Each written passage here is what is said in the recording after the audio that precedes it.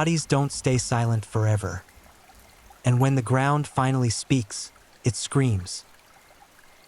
Welcome to True Crime Headquarters, where the stories get darker and the truth cuts deeper. Tonight, we're delving into 4 chilling crime stories. I'm glad you're here. If you enjoy these late-night truths, please like, comment, and subscribe. It helps the channel grow and keeps these stories alive. This is the story of the butcher who buried his secrets in foreign soil. Now close your eyes, take a deep breath, and let's begin.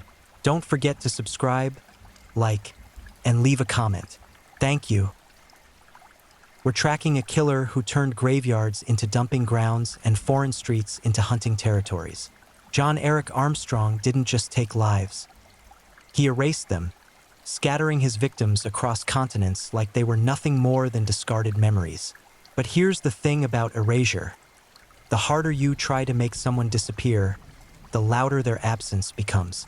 Tonight, we descend into the story of a Navy sailor who weaponized his uniform, a predator who hid behind patriotism while painting cities red with violence. This is the haunting chronicle of a man who believed the ocean could swallow his sins, until the tide brought everything back to shore.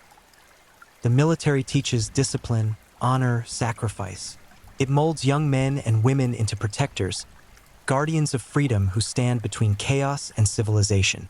But what happens when that uniform becomes camouflage for something monstrous? What happens when the very institution designed to instill order becomes the perfect cover for unspeakable brutality? John Eric Armstrong understood this paradox better than most. To the world, he was a dedicated sailor serving his country aboard the USS Nimitz. To the women who crossed his path, he was the last face they would ever see. Armstrong's story begins not with violence, but with normalcy so complete it becomes disturbing in hindsight. Born in 1973 in New Bern, North Carolina, he grew up in what neighbors described as an unremarkable household.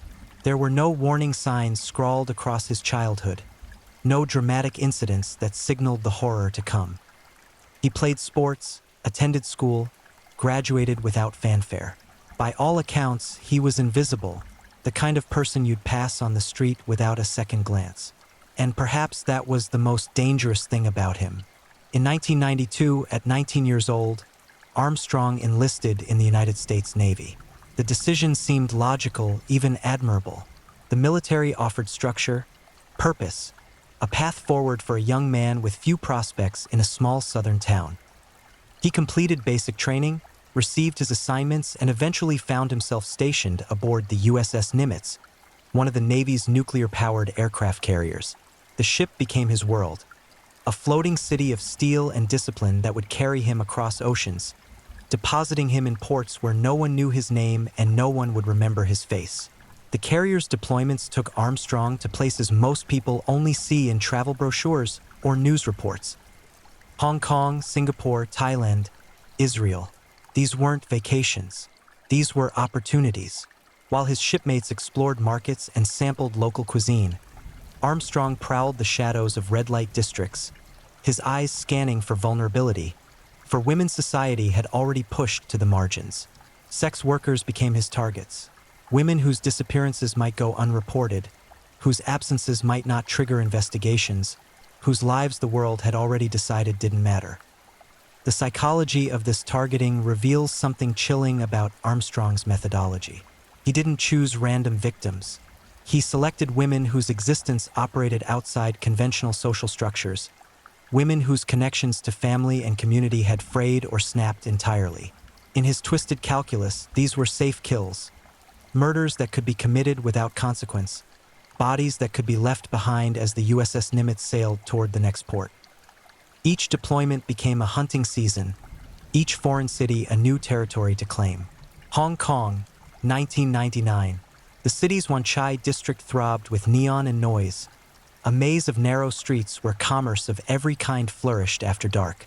Armstrong walked those streets with purpose, his sailor's uniform making him simultaneously conspicuous and forgettable. Just another serviceman on shore leave, just another face in the crowd. When he approached women, they saw a customer, Perhaps a lonely young man far from home looking for connection, however transactional. They couldn't see the darkness coiled behind his eyes, couldn't sense the violence humming beneath his skin. The first murder, or at least the first we know about, happened in this district. Armstrong lured a woman away from the relative safety of crowds, away from witnesses, away from anyone who might intervene. What happened next involves a brutality that resists easy description. Strangulation leaves specific evidence: petechial hemorrhaging in the eyes, fractures in the hyoid bone, bruising patterns that map the killer's hands. It's an intimate form of murder, one that requires sustained physical contact, that demands the killer maintain their grip even as the victim fights, struggles, tries desperately to breathe. Armstrong didn't shy away from this intimacy. He embraced it. After the murder, he faced the practical problem of disposal. Hong Kong is a dense city with limited privacy, but it's also a city where certain neighborhoods operate under their own rules, where official oversight grows thin in forgotten corners. Armstrong left the body in a location that suggested both calculation and contempt, positioned where it would eventually be found but not immediately, in a spot that communicated his victim's perceived worthlessness. Then he returned to the ship, washed the blood from his hands, and resumed his duties as if nothing had happened. Singapore followed, then Thailand, then Israel. The pattern repeated with mechanical precision. Port arrival, shore leave, predation, murder, disposal, departure. Each killing reinforced Armstrong's sense of invulnerability. He was crossing international boundaries, operating in jurisdictions with different languages, different legal systems, different levels of resources devoted to investigating crimes against marginalized women. The fragmentation worked in his favor. No single police force could see the pattern because no single police force knew about all the murders. Armstrong had stumbled onto a serial killer's dream scenario, mobility combined with victim selection that minimized investigative response. But here's what Armstrong didn't fully appreciate. Patterns exist whether you intend them or not. Behavior leaves signatures. The way he selected victims, the method of killing, the disposal locations, these elements contained consistencies that would eventually become visible to the right eyes. Not immediately, not while he was still moving between countries, but later, when someone finally assembled the pieces and recognized the shape they formed. Between international deployments, the USS Nimitz returned to its home port in Bremerton, Washington. The city sits across Puget Sound from Seattle, a working-class town where the naval shipyard dominates the economy and the waterfront. For Armstrong, Bremerton represented both familiarity and frustration. He was back on American soil, back in a place where bodies couldn't simply be left behind as the ship steamed toward the horizon. But the compulsion didn't care about geography. The need that drove him didn't pause just because he was home, so he adapted. Bremerton and nearby Spokane had their own vulnerable populations, their own women working the streets, their own corners where desperation met opportunity. Armstrong began hunting domestically, bringing his overseas methodology back to Washington state. The violence continued, now measured in miles instead of nautical distances, tracked across state highways instead of shipping lanes. What his shipmates saw was unremarkable. Armstrong performed his duties without distinction, neither excelling nor failing, maintaining that perfect mediocrity that attracts no attention.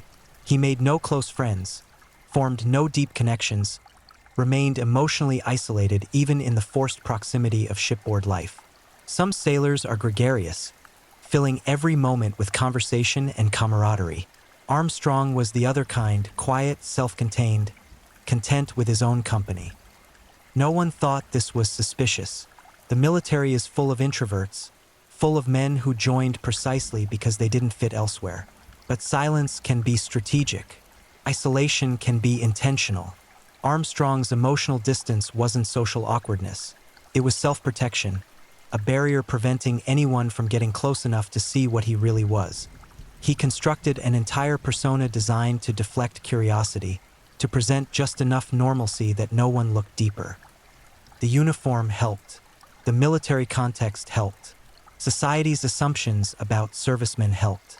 And for years it worked perfectly, until it didn't, Because every killer, no matter how careful, eventually makes a mistake. Every pattern, no matter how well concealed, eventually reveals itself. Armstrong had been operating on borrowed time, accumulating victims like debts that would someday come due. The body count was rising. The geographic spread was expanding. And somewhere, in police departments separated by thousands of miles and international borders, detectives were starting to wonder about unsolved murders, about women who'd vanished, about cases that felt connected even if they couldn't yet explain how. The ground was shifting beneath Armstrong's feet. The ocean that had carried him away from crime scenes was preparing to carry evidence back. And the killer who thought himself untouchable was about to discover that invisibility is never permanent. It's just a temporary illusion that shatters the moment someone finally sees you clearly. Spring 2000. The USS Nimitz completed another deployment and returned to Bremerton, disgorging thousands of sailors back onto American soil. For most of these men and women, homecoming meant reunions with family, settling back into routines, readjusting to stationary ground after months at sea. For John Eric Armstrong, it meant something different. It meant the hunting grounds had changed, but the hunt itself would continue. The compulsion that drove him didn't recognize international boundaries or respect jurisdictional limits. It simply demanded satisfaction, and Armstrong had spent years learning how to provide it. Spokane, Washington, lies roughly 300 miles east of Bremerton, connected by Interstate 90 cutting through the Cascade Mountains. It's Washington's second largest city, but it maintains a different character than Seattle. Less tech boom, more blue collar, with neighborhoods where economic struggle has worn people down to their foundations. Like most American cities, Spokane has areas where sex work operates in the open, where women stand on corners despite the cold, despite the danger, because survival sometimes means accepting unacceptable risks. Armstrong knew these areas existed before he went looking for them. He'd developed an instinct for identifying zones of vulnerability, for recognizing the geography of exploitation that exists in virtually every urban environment. When he drove east from Bremerton, when he navigated Spokane streets, he wasn't exploring.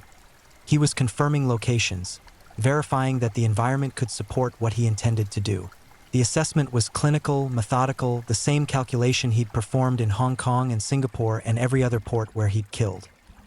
The women he encountered in Spokane shared certain characteristics with his international victims. They operated on society's margins, engaging in transactions most people preferred to ignore. Many struggled with addiction, that cruel mathematics where drugs become simultaneously the problem and the only solution to the problem. Some had children they were trying to support, invisible kids waiting in motel rooms or temporary housing, depending on mothers who were themselves barely surviving. Others had fled abusive situations only to discover that independence came with its own brutal costs. Armstrong didn't care about their stories. He cared only that their circumstances made them accessible, that their disappearances might go unnoticed, that their deaths might generate minimal investigative response. But this was America, not Southeast Asia or the Middle East.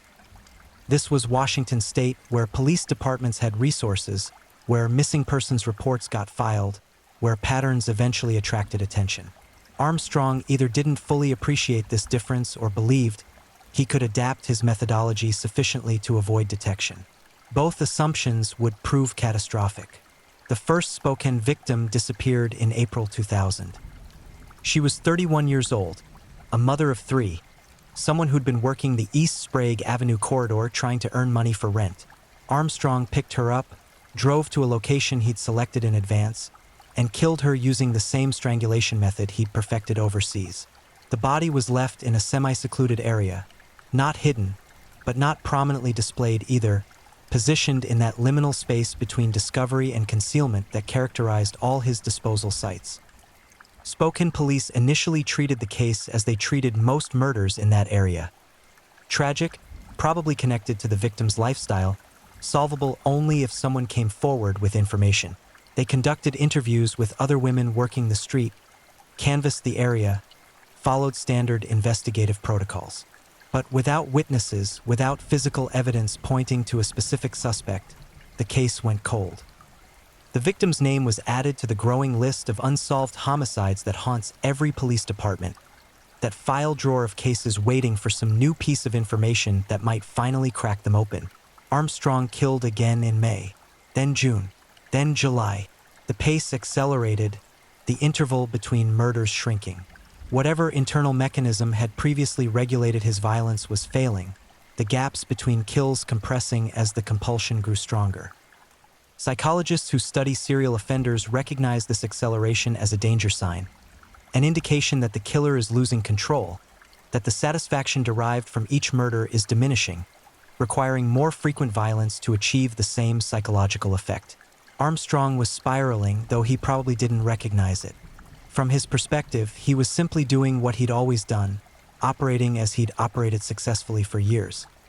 But he wasn't operating in isolation anymore. The bodies were accumulating in a concentrated geographic area. The victims shared similar characteristics.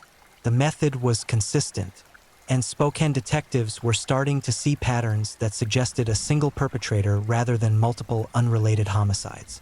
They formed a task force, began comparing case files, started looking for connections. Meanwhile, Armstrong continued his routine. He worked his shifts at the naval shipyard, maintained his unremarkable presence among his fellow sailors, and periodically drove east to Spokane to kill. The compartmentalization was complete. At work, he was Petty Officer Armstrong, a serviceman performing his duties without distinction.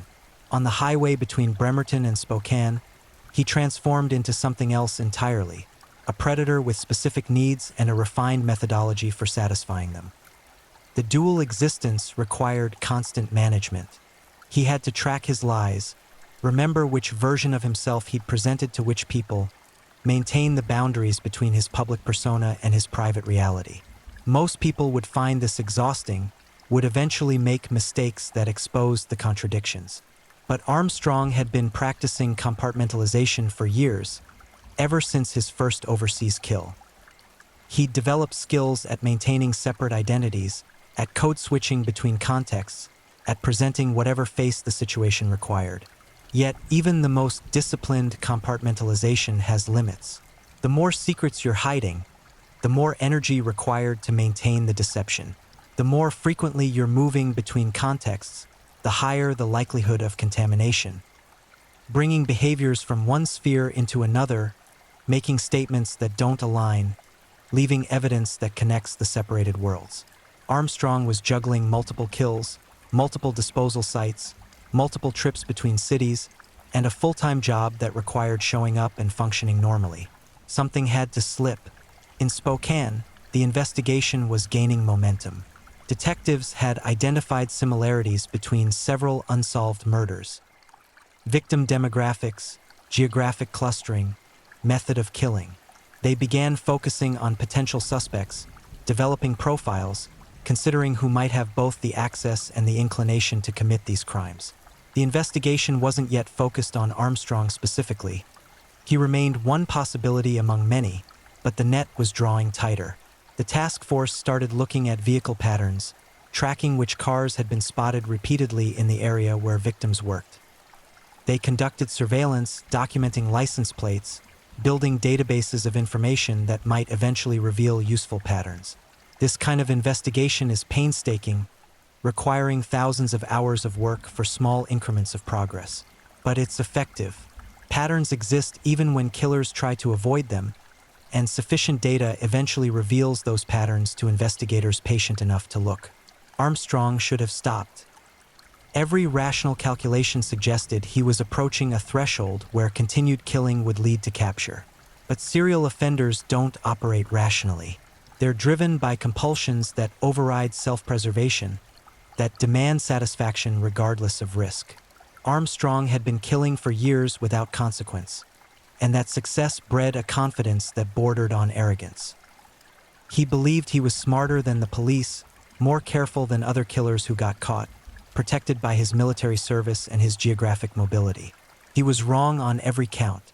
Summer turned to fall, fall to winter. The body count continued rising. Each new victim represented another woman dead, another family devastated, another life erased.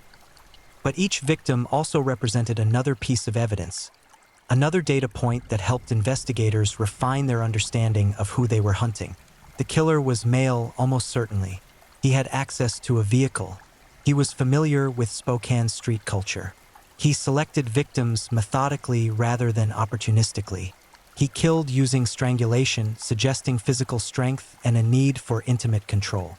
He disposed of bodies in ways that showed both planning and contempt.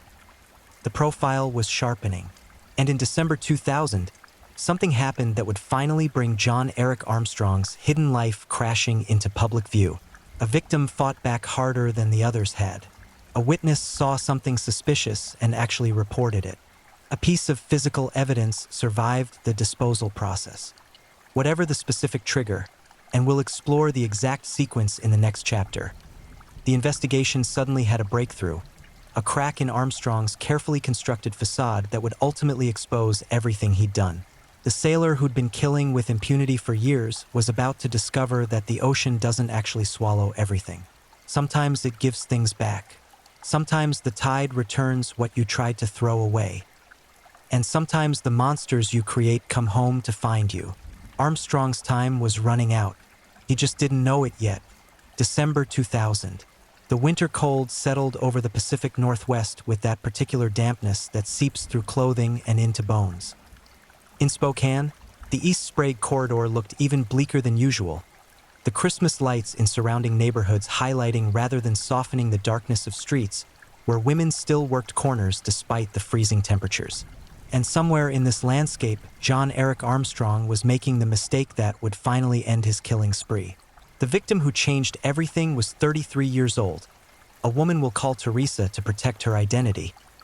She'd been working the same area as Armstrong's previous victims, driven to the street by circumstances that were hers alone but also depressingly familiar. Addiction, lack of alternatives, the cruel economics of survival. On the night of December 13th, she encountered Armstrong's vehicle, negotiated terms, and got inside. It was a transaction she'd completed hundreds of times before with different men. Each encounter a calculated risk balanced against immediate need. But this time was different. This time, something in Armstrong's demeanor triggered alarm bells that Teresa had learned to trust over years of dangerous work. Maybe his grip on the steering wheel was too tight. Maybe his breathing was wrong. Maybe some predatory intensity leaked through his attempted normalcy. Whatever the specific warning sign, Teresa recognized danger while there was still time to act. When Armstrong drove away from the main street, when he turned down the access road leading to the isolated area where he'd killed before, Teresa understood what was about to happen. The attack came fast.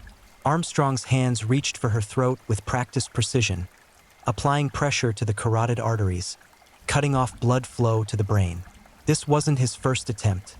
His technique reflected years of experience, the grim expertise of someone who'd strangled multiple victims.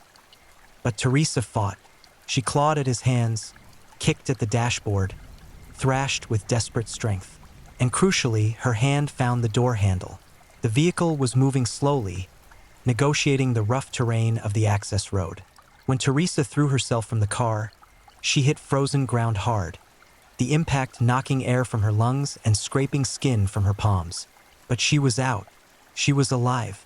And Armstrong now faced a choice: pursue her into the darkness and risk being seen, or flee and hope she wouldn't report the attack. He chose to flee, reversing the vehicle and accelerating back toward the main road. Teresa lay on the frozen ground, gasping, terrified, her throat bruised and her body screaming with pain. But she was breathing.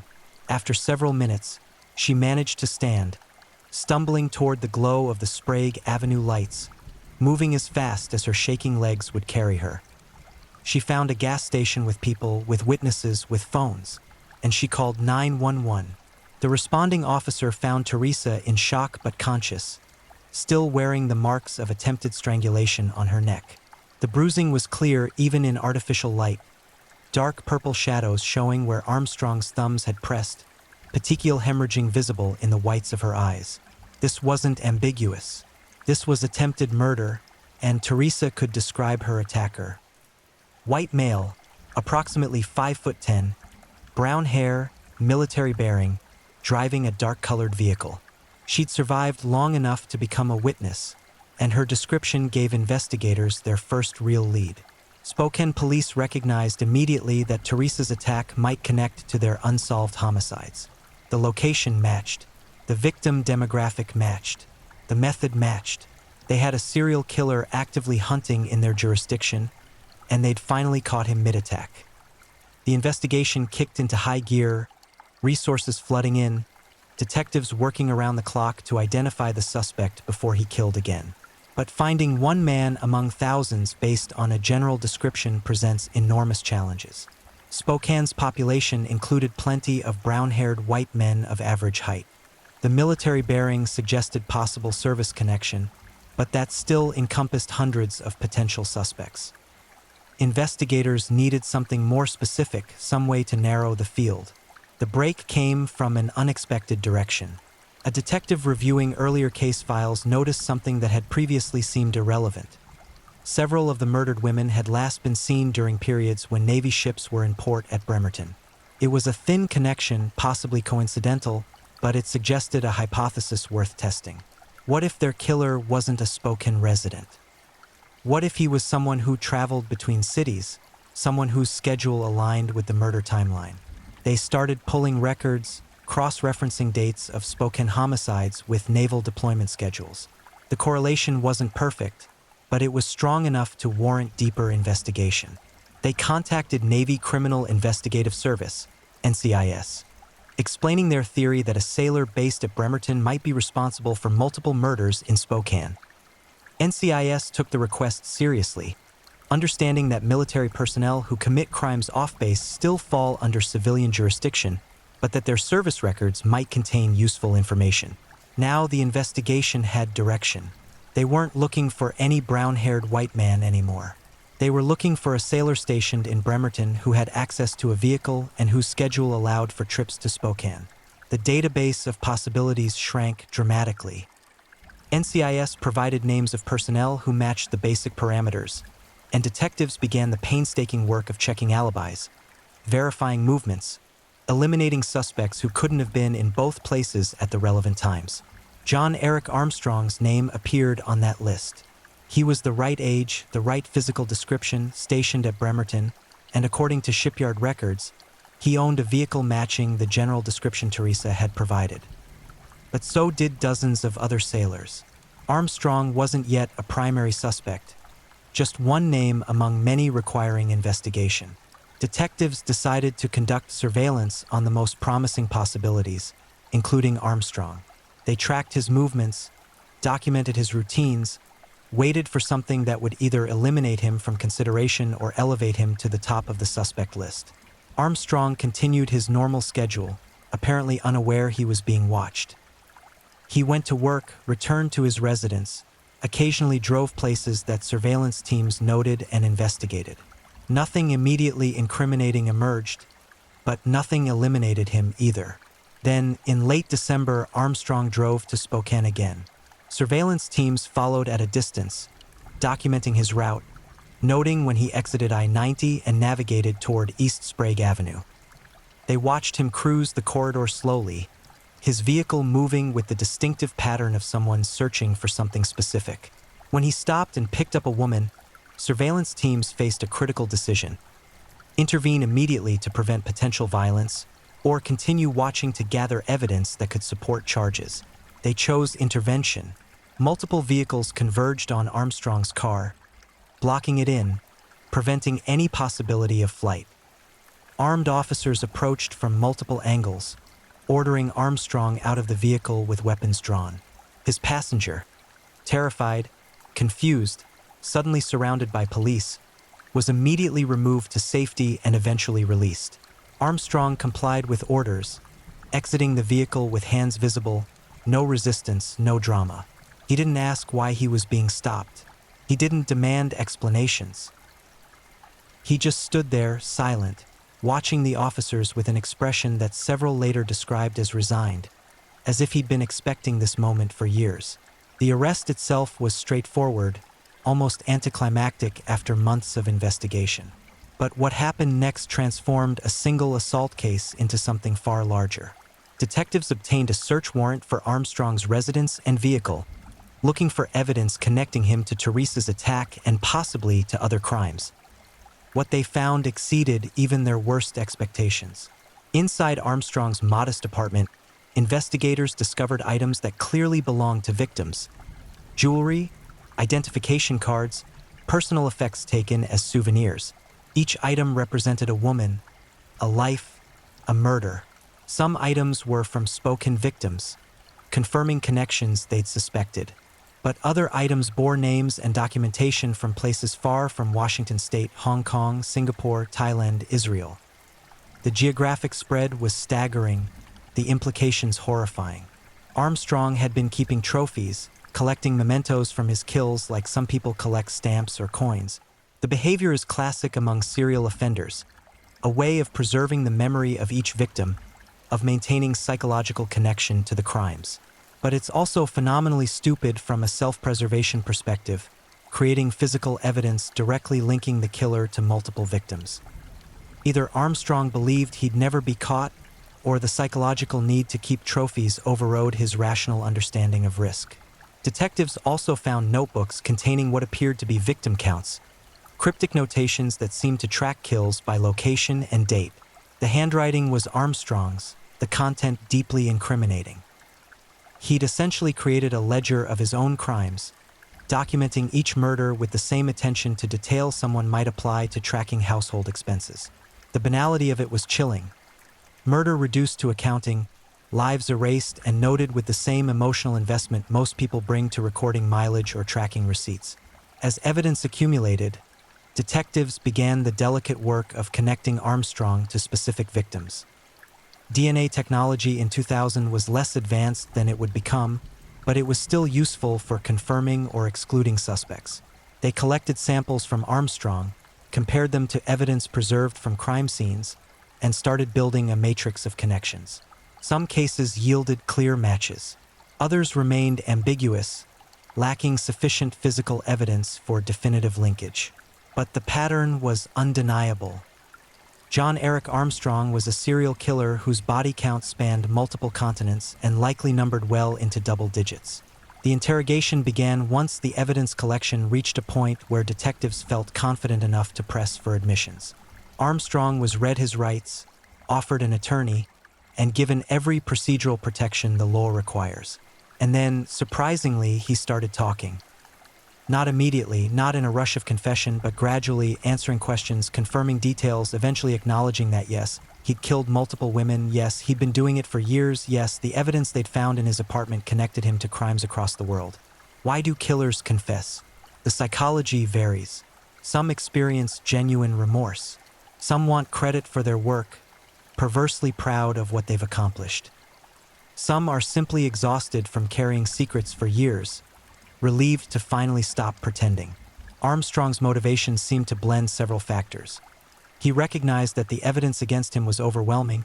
He understood that denial would be pointless, and perhaps some part of him wanted the compartmentalization to finally end, wanted to integrate the split halves of his life, even if integration meant admitting to being a monster. Over the course of several days, Armstrong provided details about multiple murders. He described kills in Spokane, confirming facts only the actual perpetrator would know. He acknowledged overseas victims, though his memory of specific details had faded. Whether genuinely or strategically, investigators couldn't determine. He claimed the total number was higher than the physical evidence suggested, but he couldn't or wouldn't provide specifics that would allow police to identify additional victims. The investigation expanded internationally. NCIS contacted law enforcement in countries where the USS Nimitz had made port calls during Armstrong's service. Cold case files were reopened. Unsolved murders of sex workers during relevant time periods were re-examined. Some cases could be definitively linked to Armstrong through evidence and his confessions. Others remained frustratingly uncertain, probable but unprovable, victims likely claimed by Armstrong but lacking the conclusive evidence required for charges. John Eric Armstrong, the invisible sailor who'd been killing for years, was suddenly visible in the worst possible way. Exposed as a serial murderer whose crimes spanned the globe, whose body count challenged investigators' ability to track it completely, whose dual life had finally collapsed under the weight of accumulated evidence. The man who'd believed the ocean would protect his secrets discovered that water has memory, that tides eventually reverse, that nothing stays buried forever. He was in custody, facing charges that would ensure he'd never walk free again. But the investigation was just beginning. Now came the hard work of identifying all the victims, notifying families, seeking justice for women whose deaths had gone unsolved for years. The monster had been caught. Now came the reckoning. The legal machinery moved slowly, grinding through procedures and protocols with deliberate precision. For victims' families, this deliberation can feel like torture. Endless delays between arrest and trial, months of waiting while attorneys file motions and judges consider arguments. But for prosecutors building a case against John Eric Armstrong, the time was necessary.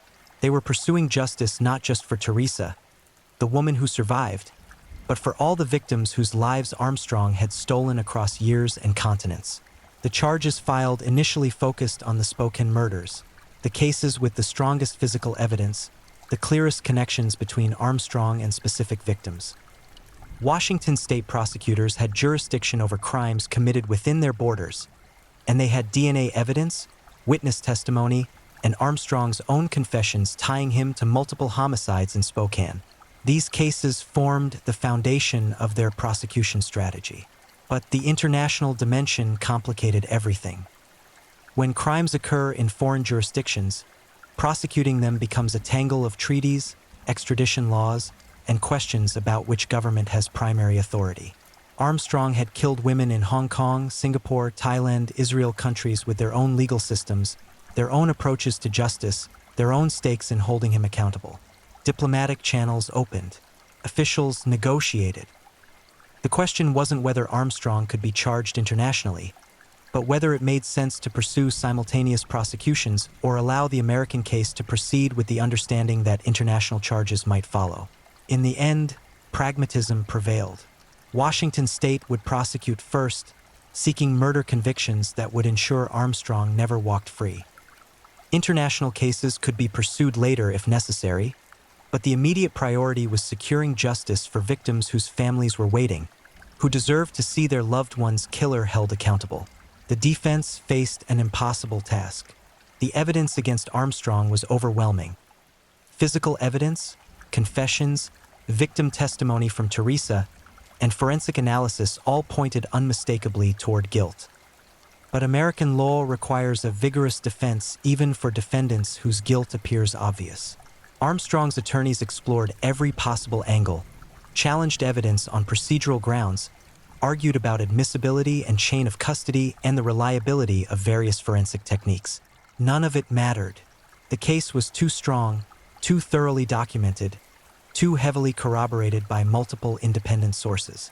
Armstrong's confessions alone would have been damaging. Combined with physical evidence and witness testimony, they became insurmountable. The defense eventually shifted from contesting guilt to arguing for life imprisonment rather than execution, accepting that Armstrong would die in prison but hoping to avoid the death penalty. Washington state had capital punishment in 2000, though its use was relatively rare and subject to extensive appeals. Prosecutors had to decide whether to seek death or accept life without parole. The decision involved weighing multiple factors: likelihood of success, resource requirements, victims' families' wishes, and whether the crimes met the legal standards for capital punishment. Ultimately, they pursued the death penalty for several of the Spokane murders, arguing that the premeditation, the vulnerability of the victims, and the sheer number of deaths justified the ultimate sanction. The trial itself was brief by murder case standards. With guilt essentially conceded, proceedings focused primarily on the penalty phase, determining whether Armstrong should be executed or imprisoned for life. Prosecutors presented evidence of aggravating factors: multiple victims, targeting of vulnerable women, pattern of behavior showing Armstrong was beyond rehabilitation. The defense countered with mitigating evidence: Armstrong's military service, absence of prior criminal record, and arguments that life imprisonment would serve justice without requiring execution. Victims' families filled the courtroom, some seeking closure, others wanting to confront the man who'd stolen their mothers, daughters, sisters. Their impact statements were devastating. Raw testimonies about loss, about children growing up without mothers, about holidays forever marked by absence, about the permanent hole Armstrong had torn in their lives. Several family members addressed Armstrong directly, their voices breaking with emotion as they described exactly what he'd taken from them. Armstrong sat through these statements with minimal visible reaction. Various observers interpreted his demeanor differently. Some saw remorse, others saw indifference. Still others saw someone so psychologically damaged that normal emotional responses were simply unavailable to him. He offered no statement himself, exercising his right to remain silent, leaving victims' families without even the hollow satisfaction of hearing him apologize or explain. The jury deliberated for less than a day. They returned with guilty verdicts on multiple counts of first-degree murder, each verdict carrying a sentence of life without possibility of parole. On the question of death penalty, they were split, unable to reach unanimous agreement that execution was warranted. Under Washington law, this meant automatic conversion to life imprisonment. Armstrong would spend the rest of his life in prison, dying behind bars, but he wouldn't face execution. For some families, this outcome felt insufficient. They'd wanted Armstrong dead, wanted him to experience something approaching the terror his victims had felt in their final moments. For others, life imprisonment was acceptable, even preferable. Death would end Armstrong's suffering relatively quickly, while decades in prison meant decades of punishment, decades of being stripped of freedom and autonomy, decades of being reminded daily that he was worthless, powerless, controlled. But the legal process wasn't finished. The international cases still waited. And as investigators continued examining Armstrong's overseas activities, more evidence surfaced, more connections emerged, more victims were identified or suspected. Hong Kong authorities reopened cases from 1999, examining unsolved murders of sex workers during periods when Armstrong was in port. DNA evidence still existed in some cases, preserved samples that could be compared to Armstrong's profile. The comparisons yielded hits. Multiple Hong Kong murders showed forensic links to Armstrong, confirming what his confessions had suggested. Similar patterns emerged in Singapore and Thailand. Unsolved cases, preserved evidence, matches to Armstrong. The body count kept rising, each newly confirmed victim adding to the already staggering total. By the time international investigations concluded, Armstrong was connected to at least 4 spoken murders, and evidence suggested 5 additional international kills, though the exact number might never be known with certainty. Some victims were never identified.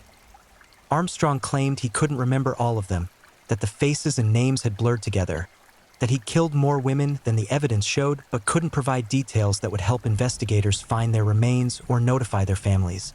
Whether this was genuine memory failure or strategic withholding, the result was the same.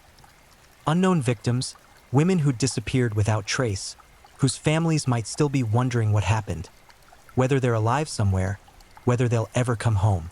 The psychological profile of Armstrong that emerged from trial testimony and expert analysis painted a disturbing picture. He demonstrated classic antisocial personality characteristics: lack of empathy, inability to form genuine emotional connections, tendency toward manipulation and deception. But he also showed calculated intelligence and impressive self-control, traits that allowed him to maintain his double life for years, to function normally in military contexts while regularly committing murder. What motivated him? This question haunted investigators and psychologists alike. Armstrong offered no clear explanation, no dramatic childhood trauma that would satisfy our narrative need for causation. He'd experienced no obvious abuse, suffered no catastrophic losses, displayed no early warning signs that predicted serial murder.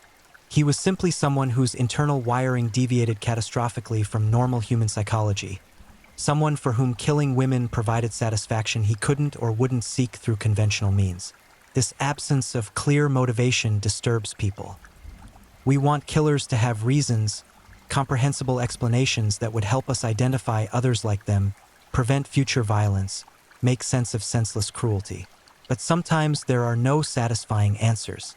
Sometimes people are broken in ways we don't fully understand, driven by compulsions that defy rational explanation. Armstrong was one of these. A predator whose emergence couldn't have been predicted based on observable factors, whose violence seemed to arise from nothing, who represented the terrifying possibility that monsters can look exactly like everyone else until they decide to stop hiding. In prison, Armstrong became just another inmate, stripped of the mobility that had enabled his killing spree, reduced to a cell and a number and a life of controlled routine. He would never travel internationally again, never prowl city streets looking for victims, never experience the satisfaction of taking another life. The compartmentalization that had defined him collapsed completely. He was no longer a sailor and a killer existing in separate spheres. He was just a killer, and everyone knew it. The case prompted changes in how law enforcement tracks criminals who operate across jurisdictions. Armstrong had exploited gaps in information sharing, relying on the fact that police departments in different countries couldn't easily recognize patterns in each other's unsolved cases. His arrest highlighted the need for better international cooperation, for databases that could flag similarities between geographically distant crimes, for protocols allowing detectives to share information across borders. Some reforms were implemented. Interpol enhanced its systems for tracking serial offenders. The military strengthened its procedures for monitoring personnel who might be committing crimes during port calls. Washington State improved its coordination between different police departments investigating potentially related cases. Whether these changes would have prevented Armstrong specifically is uncertain, but they represented recognition that the old systems had failed, that women had died because the infrastructure for catching killers like Armstrong didn't exist yet. The victims themselves remained the heart of the story. Women whose lives were cut short, whose potential was never realized, whose families were left with permanent grief. They were daughters, mothers, sisters, friends. They struggled with addiction, with poverty, with circumstances that pushed them to the streets. Society had failed them long before Armstrong killed them, creating conditions where vulnerable women had few options, little protection, and even less help. Armstrong was responsible for their murders, but the social structures that made them accessible to predators bore responsibility too. Their names deserve remembrance. Some families came forward, sharing photos and memories, insisting their loved ones be recognized as human beings rather than just victims. Others remained private, grief too raw for public exposure. But each woman was real, was loved, mattered to someone. They weren't statistics. They weren't nameless casualties of street life. They were people whose absence left irreplaceable holes in the world. John Eric Armstrong will die in prison. He will never experience freedom again, never walk city streets, never see an ocean except perhaps in photographs or memories. His life has been reduced to concrete and steel, routine and control, isolation and surveillance. Some call this justice. Others call it insufficient. Both perspectives carry truth.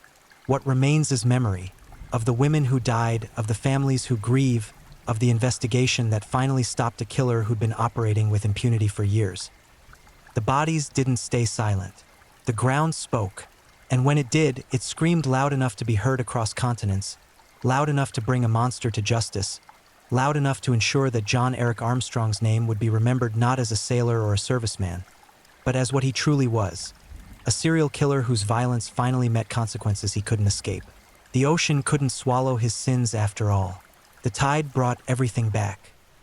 And in the end, the man who tried to make women disappear discovered that some absences echo forever, that some crimes can't be erased, that monsters, eventually, inevitably, get caught in the light. If you're new here, welcome to the channel, where we dive into true crime stories with calmness and respect. A special shout out to my amazing subscribers who've been with me from the start. Thank you for your incredible support. If you're still with me, drop a comment. Let me know where you're tuning in from and what time it is in your part of the world. Or just say hello so I know you're still here. And if you haven't already, make sure to like this video and hit subscribe so you won't miss any of our upcoming true crime stories perfect for winding down. Now, let's move on to our second story. Story 2. The perfect son who wasn't. A mother's scream echoed through a quiet neighborhood at 3 a.m., but by then, the blood had already gone cold. What police found inside that ordinary home would make even seasoned detectives lose sleep for years. They say the devil doesn't come dressed in red with horns and a pitchfork. Sometimes he comes as everything you've ever wanted, clean-cut, polite, with a smile that makes you feel safe. Benjamin Atkins wore that smile well. Too well, because while the city of Detroit slept, a predator walked among them, and nobody suspected the friendly face that passed them on the street was counting his victims like trophies. This is the story of the man they would come to call the Woodward Corridor Killer, a monster who hunted in plain sight, whose rage was so deeply buried that when it finally erupted, it painted the streets red. 11 women, 11 lives stolen, and a city that would never feel safe again. Welcome to the nightmare that Detroit couldn't wake up from. August 1991. Detroit was bleeding. The summer heat clung to the asphalt like a second skin, thick and oppressive, turning the city into a pressure cooker of desperation and violence. But there was a different kind of heat building, something darker, more calculating. Women were disappearing from the Woodward Corridor, vanishing like smoke, and when they were found, they were nothing more than broken shells discarded like garbage. Benjamin Atkins didn't look like death. That was his greatest weapon. At 25 years old, he was the kind of man who could blend into any crowd. Average height, lean build, a face that seemed pleasant enough, forgettable even. His voice carried a softness that put people at ease, and his manners suggested someone who'd been raised right. If you passed him on the street, you wouldn't look twice. You certainly wouldn't see the abyss staring back. But behind those unremarkable eyes lived something that had been festering for years, a twisted hunger that no amount of normalcy could mask forever. Atkins prowled the Highland Park area of Detroit like a wolf studying sheep. He knew these streets intimately, every alley, every abandoned building, every shadow where screams would go unheard. This was his hunting ground, and he'd mapped it with the precision of a military strategist. The women he targeted weren't chosen randomly. They were vulnerable sex workers, drug addicts, women whom society had already forgotten. Women whose disappearances might not make headlines. He counted on that invisibility. He weaponized it. The first body turned up on August 10th, 1991. A woman found strangled, her life squeezed out with bare hands, her body dumped like trash in an abandoned building. The police chalked it up to the usual violence that plagued Detroit's rougher neighborhoods. Just another tragedy in a city drowning in them. They had no idea they were staring at the first brushstroke of a much larger, much bloodier canvas. 3 days later, another woman, then another. The bodies began appearing with terrifying frequency, sometimes just days apart. Each victim bore the same signature: manual strangulation, the intimate violence of hands wrapped around throats, feeling the life drain away pulse by struggling pulse. There was no gun, no knife, no distance between killer and killed. This was personal, primal. This was someone who wanted to feel death happening. The city's police department scrambled to connect the dots, but Atkins was always one step ahead, moving through the urban decay like a ghost. He was careful, methodical in his madness. He approached his victims with charm, with promises, with the kind of calculated deception that made them lower their guard just long enough for him to strike. What separated Atkins from other killers wasn't just his body count, it was his speed. While most serial killers space out their murders, sometimes by months or even years, Atkins was operating on a compressed timeline that suggested something had snapped inside him. The dam had broken, and the flood was unstoppable. Between August and December 1991, he would claim 11 lives. 11 women whose final moments were filled with the terror of realizing they trusted the wrong face. The women had names. They had stories. They had people who loved them, who waited for them to come home. But to Atkins, they were objects, vessels for his rage, his need for control, his insatiable compulsion to possess the ultimate power, the power over life and death. Detectives working the case began to see patterns emerge. The geographic clustering along the Woodward Corridor, the method of killing, the type of victims. This wasn't random street violence, this was a serial predator, and he was accelerating. The time between kills was shrinking, which meant he was either getting more confident or more desperate. Either scenario was terrifying. But who was he? That was the question that haunted the task force assembled to stop the murders. They had a profile, a male, likely local, someone familiar with the area and comfortable moving through it. Someone who could gain the trust of women who'd learned the hard way not to trust anyone. Someone who looked safe. That last part was crucial. These weren't women being dragged off the street by an obviously dangerous stranger. They were going with him willingly, at least initially, which meant he had a face, a manner, an approach that disarmed them. Benjamin Atkins had perfected the mask he wore, the one that hid the monster underneath. His childhood offered clues to the darkness that would eventually consume him. Born in Detroit, Atkins grew up in an environment marked by instability and dysfunction. The details of his early years paint a picture of a boy who learned early that the world was cruel, that violence was normal, that women were objects to be controlled. Whether through abuse, neglect, or simply the toxic environment of his formative years, something fundamental broke inside him. Psychology would later attempt to dissect what created the predator. Was it nature or nurture? Genetics or environment? The truth, as always, was probably some nightmarish combination of both. But whatever the cause, the effect was clear. By the time Benjamin Atkins reached adulthood, he was a loaded weapon just waiting for the trigger to be pulled. And in the summer of 1991, something pulled that trigger. Perhaps it was a rejection. Perhaps it was a perceived slight. Perhaps it was nothing more than the final grain of sand that tipped the scale. Whatever the catalyst, once Atkins started killing, he couldn't stop. The women fought back. Evidence would later show that several victims struggled desperately for their lives, their final moments of frantic battle against the hands closing around their windpipes. But Atkins was strong, driven by a fury that gave him inhuman strength.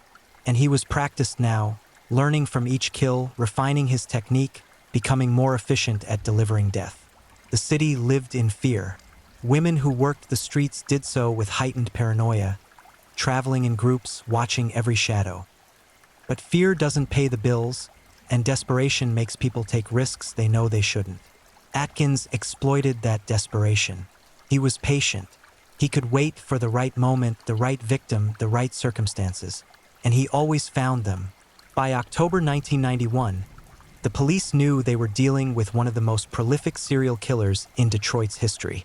The press had caught wind of the murders, and headlines screamed warnings about a predator stalking the Woodward corridor. But warnings only work if people can recognize the danger. Benjamin Atkins looked like a neighbor, coworker, someone's son. That was the truly terrifying part. Evil doesn't announce itself with fanfare. It whispers, it smiles. It offers you a ride on a cold night. And by the time you realize your mistake, the hands are already around your throat, and the last face you'll ever see is one you trusted. The monster was still hunting, and Detroit was running out of time. November 1991. The body count was rising, and so was the pressure. The Detroit Police Department's Homicide Division was working around the clock, but they were chasing shadows. Every lead seemed to evaporate. Every witness saw nothing. Every crime scene yielded just enough evidence to confirm they were dealing with the same killer, but never enough to identify him. It was maddening, infuriating, and women kept dying. Benjamin Atkins was in his element now. A predator at the height of his powers, intoxicated by his ability to evade capture. Each successful kill emboldened him, fed the delusion that he was smarter than everyone else, that he was untouchable. This is the dangerous phase in any serial killer's career, the moment when confidence bleeds into arrogance, when the need for that next hit of power overrides caution. But even the most careful predator eventually makes mistakes. The investigation was being led by detectives who'd seen the worst humanity had to offer, but even they were shaken by the brutality and frequency of these murders. They knew they were looking for someone who lived or worked in the area, someone who understood the rhythms of street life, who knew when and where women would be most vulnerable. They conducted hundreds of interviews. They mapped every location where bodies had been found, looking for patterns beyond the obvious geographic clustering. They reviewed security footage from nearby businesses, studied witness statements until their eyes burned, followed up on tips that ranged from credible to completely insane. One investigator proposed a theory that would prove prophetic. "He's watching us," the detective said during a task force meeting. "He's watching the investigation, following the news coverage. He knows what we know, and he's staying one step ahead because of it." That detective was right. Atkins was paying attention. He read the newspapers. He listened to people talk about the murders. He absorbed every detail about the investigation, mentally cataloging what the police knew and what they didn't. In his twisted mind, this was a game, him against them, and he was winning. But games have rules, and Atkins was beginning to break his own. The intervals between murders were shortening dangerously. Where he'd initially waited days between kills, he was now operating in a frenzied state, sometimes claiming new victims within hours of each other. This acceleration suggested something was deteriorating inside him. The compulsion was taking over, the careful planning giving way to reckless impulse. On November 14, 1991, Atkins encountered a woman near Highland Park. What happened next followed his established pattern. The approach, the false promises, the moment of trust betrayed. But this time, something went differently. This victim fought back harder than the others. She screamed. She scratched. She did everything she could to stay alive. Neighbors heard the commotion. Lights flickered on in nearby apartments. In the distance, someone called the police.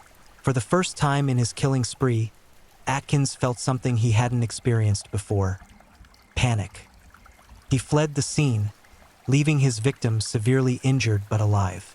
She survived, and she could identify him. This was the beginning of the end, though Atkins didn't know it yet. The survivor provided detectives with a description detailed enough to generate a composite sketch. It wasn't perfect. The trauma of the attack had fragmented her memories, but it was something more than they'd had before.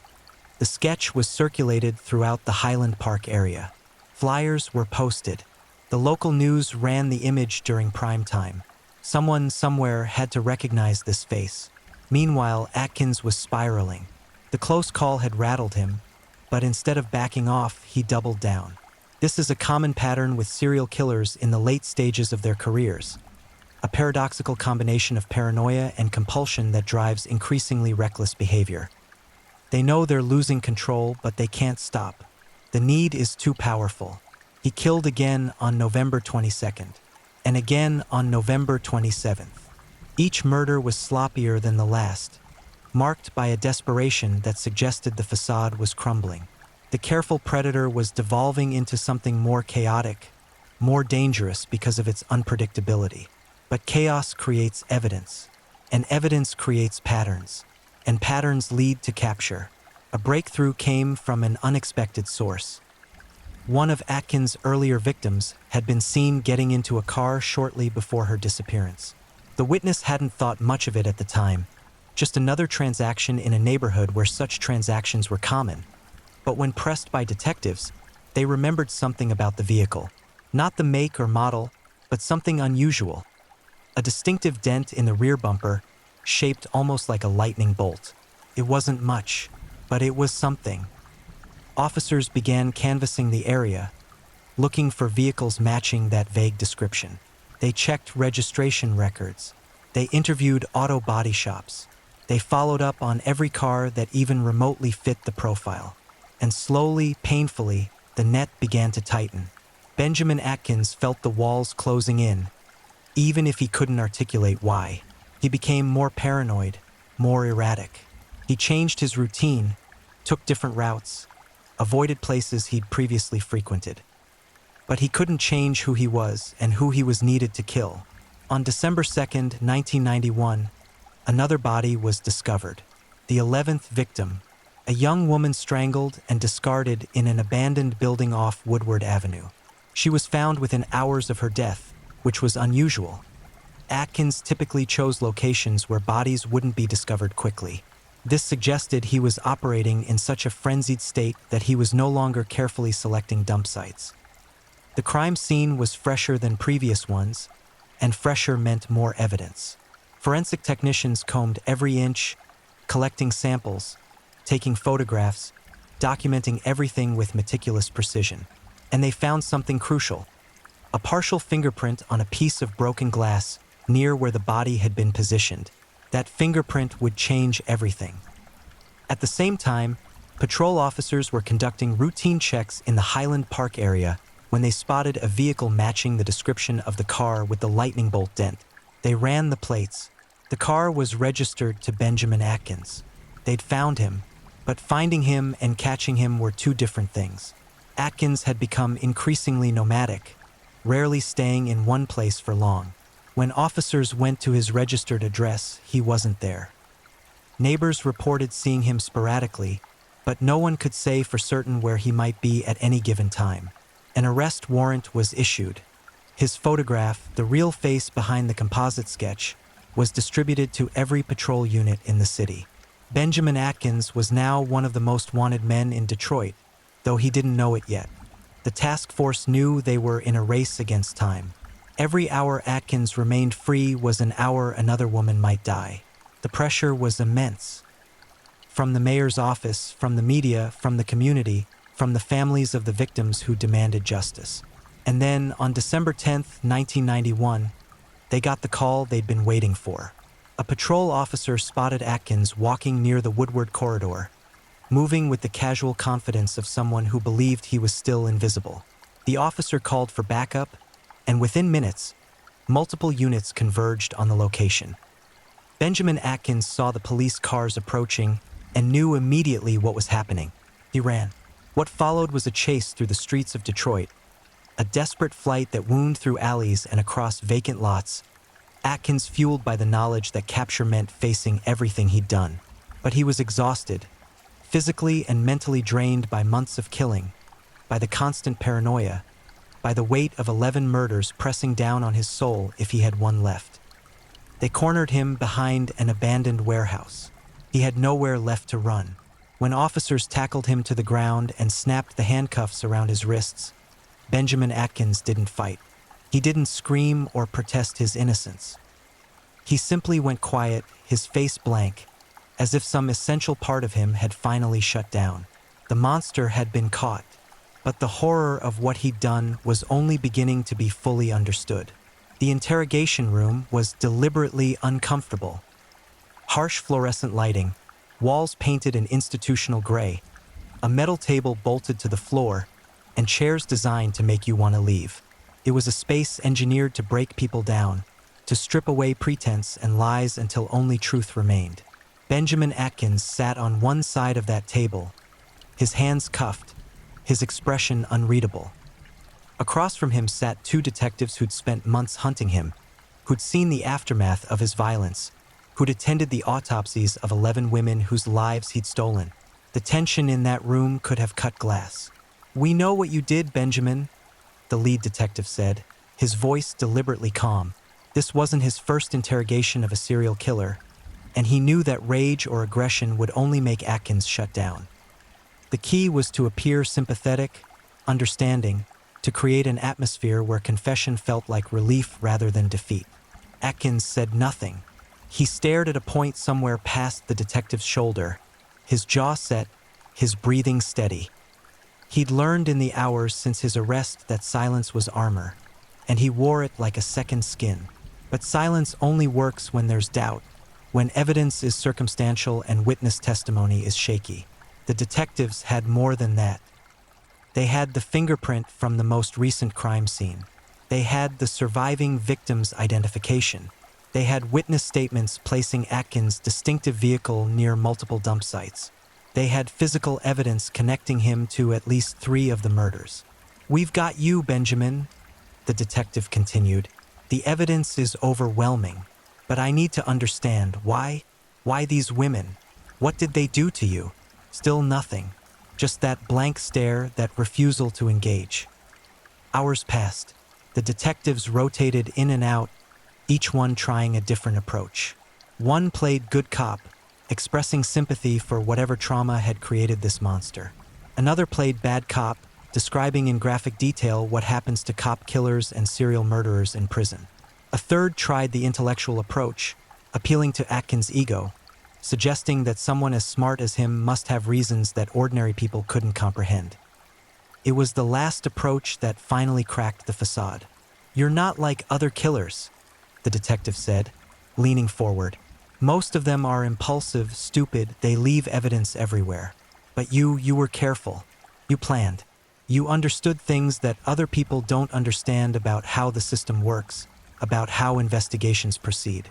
That takes intelligence." For the first time since the interrogation began, Atkins' eyes focused. He looked directly at the detective, and something flickered behind his gaze. Recognition, perhaps, or pride. The mask slipped, just for a moment. "They deserved it," Atkins said quietly, his first words in hours. The detective didn't react, didn't show the shock or revulsion he felt. He just nodded, as if Atkins had said something perfectly reasonable. "Tell me why." And then the floodgates opened. Benjamin Atkins talked for hours. What poured out was a twisted justification built on a foundation of rage and misogyny so deep it had poisoned every corner of his psyche. He talked about his childhood, about women who'd hurt him, abandoned him, rejected him. He talked about the sex workers on Woodward Avenue as if they were responsible for every pain he'd ever suffered, as if strangling them was some kind of cosmic justice. The detectives listened, documenting every word, watching as Atkins detailed murders they knew about and others they didn't. By the time he finished, the body count had risen to 11 confirmed victims, possibly more whose bodies had never been found or whose deaths had been attributed to other causes. He showed no remorse. That was perhaps the most chilling aspect of his confession, the complete absence of guilt or empathy. When asked how he felt about what he'd done, Atkins shrugged. "They were nothing," he said simply. "They didn't matter." This is the psychology of a serial killer at its most distilled, the complete dehumanization of victims, the inability to see them as people with lives and families and dreams. To Atkins, these women were objects, and you don't feel guilty about throwing away garbage. The confession was recorded, transcribed, and signed. It would become the cornerstone of the prosecution's case against him, a document that would haunt everyone who read it with its casual brutality and utter lack of humanity. But even with the confession, prosecutors knew they needed more. Defense attorneys could argue coercion, could claim Atkins was mentally ill and didn't understand what he was saying, could try to suppress the confession on any number of legal grounds. They needed physical evidence, forensic proof that would survive legal challenges. They got it. Forensic analysis of Atkins' vehicle revealed traces of blood from 3 different victims. DNA testing, still relatively new in 1991 but rapidly becoming the gold standard in criminal prosecutions, matched the blood to 3 of the murdered women. Fibers from Atkins' clothing were found on 2 more victims. His fingerprints were recovered from items near several crime scenes. The physical evidence was damning, conclusive, irrefutable. Combined with the confession and witness testimony, prosecutors had built a case so strong that even the most skilled defense attorney would struggle to create reasonable doubt. Benjamin Atkins was charged with 11 counts of first-degree murder. The prosecution announced they would seek consecutive life sentences, effectively ensuring that, if convicted, Atkins would die in prison. The families of the victims heard the news with a mixture of relief and anguish. Relief that the man who'd stolen their loved ones was in custody. Anguish that their daughters, sisters, mothers were really gone, that this nightmare was real and permanent. Press conferences were held. The police commissioner stood before cameras and microphones, flanked by the detectives who'd cracked the case, and announced the arrest of the Woodward corridor killer. He praised the tireless work of the investigators. He promised justice for the victims. He assured the city that the streets were safe again. But were they? Catching one monster doesn't eliminate the darkness that creates them. Detroit would continue to struggle with violence, with poverty, with the social conditions that make women vulnerable to predators like Benjamin Atkins. His arrest was a victory, but it was also a reminder of how many women live on the margins, how many victims are dismissed as less worthy of protection, how many predators walk among us unseen. In his jail cell, Atkins adapted to his new reality with surprising ease. Prison, for him, was safer than the streets. Regular meals, a routine, no need to hunt anymore. The compulsion that had driven him to kill 11 women in 4 months seemed to simply switch off once he was captured, as if now that the game was over, he could finally rest. Or perhaps, more chillingly, he'd simply accomplished what he'd set out to do. Perhaps 11 was the magic number he'd been counting toward all along. Perhaps his arrest was, on some subconscious level, exactly what he'd wanted, a way to stop himself from a compulsion he could no longer control. Psychologists who later evaluated Atkins for trial competency found him perfectly sane by legal standards. He understood right from wrong. He knew what he'd done was illegal. He simply didn't care. That's not insanity, that's sociopathy, a fundamental disconnect from the emotional experiences that make us human. The preliminary hearings began in early 1992, and the details that emerged were even more horrific than the public had imagined. Witness after witness testified about finding bodies, about the condition they were in, about the terror that had gripped the community during those 4 months. Atkins sat through it all with the same blank expression he'd worn during his interrogation. No tears, no emotion, nothing. The monster they'd caught looked human. But inside, where it mattered, Benjamin Atkins was something else entirely. A void in the shape of a man, a creature that had learned to mimic humanity well enough to walk among us, but had never truly been one of us. The trial was approaching, and Detroit waited to see if justice could be served for 11 women whose names deserved to be remembered as more than just statistics in a serial killer's body count. The trial of Benjamin Atkins began in the fall of 1992, nearly a year after his arrest. The courthouse was packed. Family members of victims, reporters, curious citizens, all crammed into the gallery, all wanting to see the face of the monster who'd terrorized Detroit for 4 horrific months. Security was tight. Emotions ran high. The judge warned several times that any outbursts would result in immediate removal from the courtroom. Everyone knew this trial would be explosive. The prosecution's case was methodical and devastating. They presented the physical evidence first. The forensic reports, the DNA matches, the fingerprints, the fibers. Each piece of evidence was explained in painstaking detail, building an unbreakable chain connecting Benjamin Atkins to victim after victim after victim. Then came the testimony. The surviving victim took the stand, her voice shaking but determined as she recounted the night Atkins tried to kill her. She described his face, his hands, the feeling of her life slipping away before she fought back with everything she had. She pointed directly at Atkins and said, "That's him. That's the man who tried to murder me." Atkins showed no reaction. He sat next to his attorney, writing notes on a legal pad, as if this testimony was nothing more than mildly interesting background noise. Family members of the deceased victims testified next, each one describing who their loved one had been before Atkins took them away. These weren't just statistics or crime scene photographs.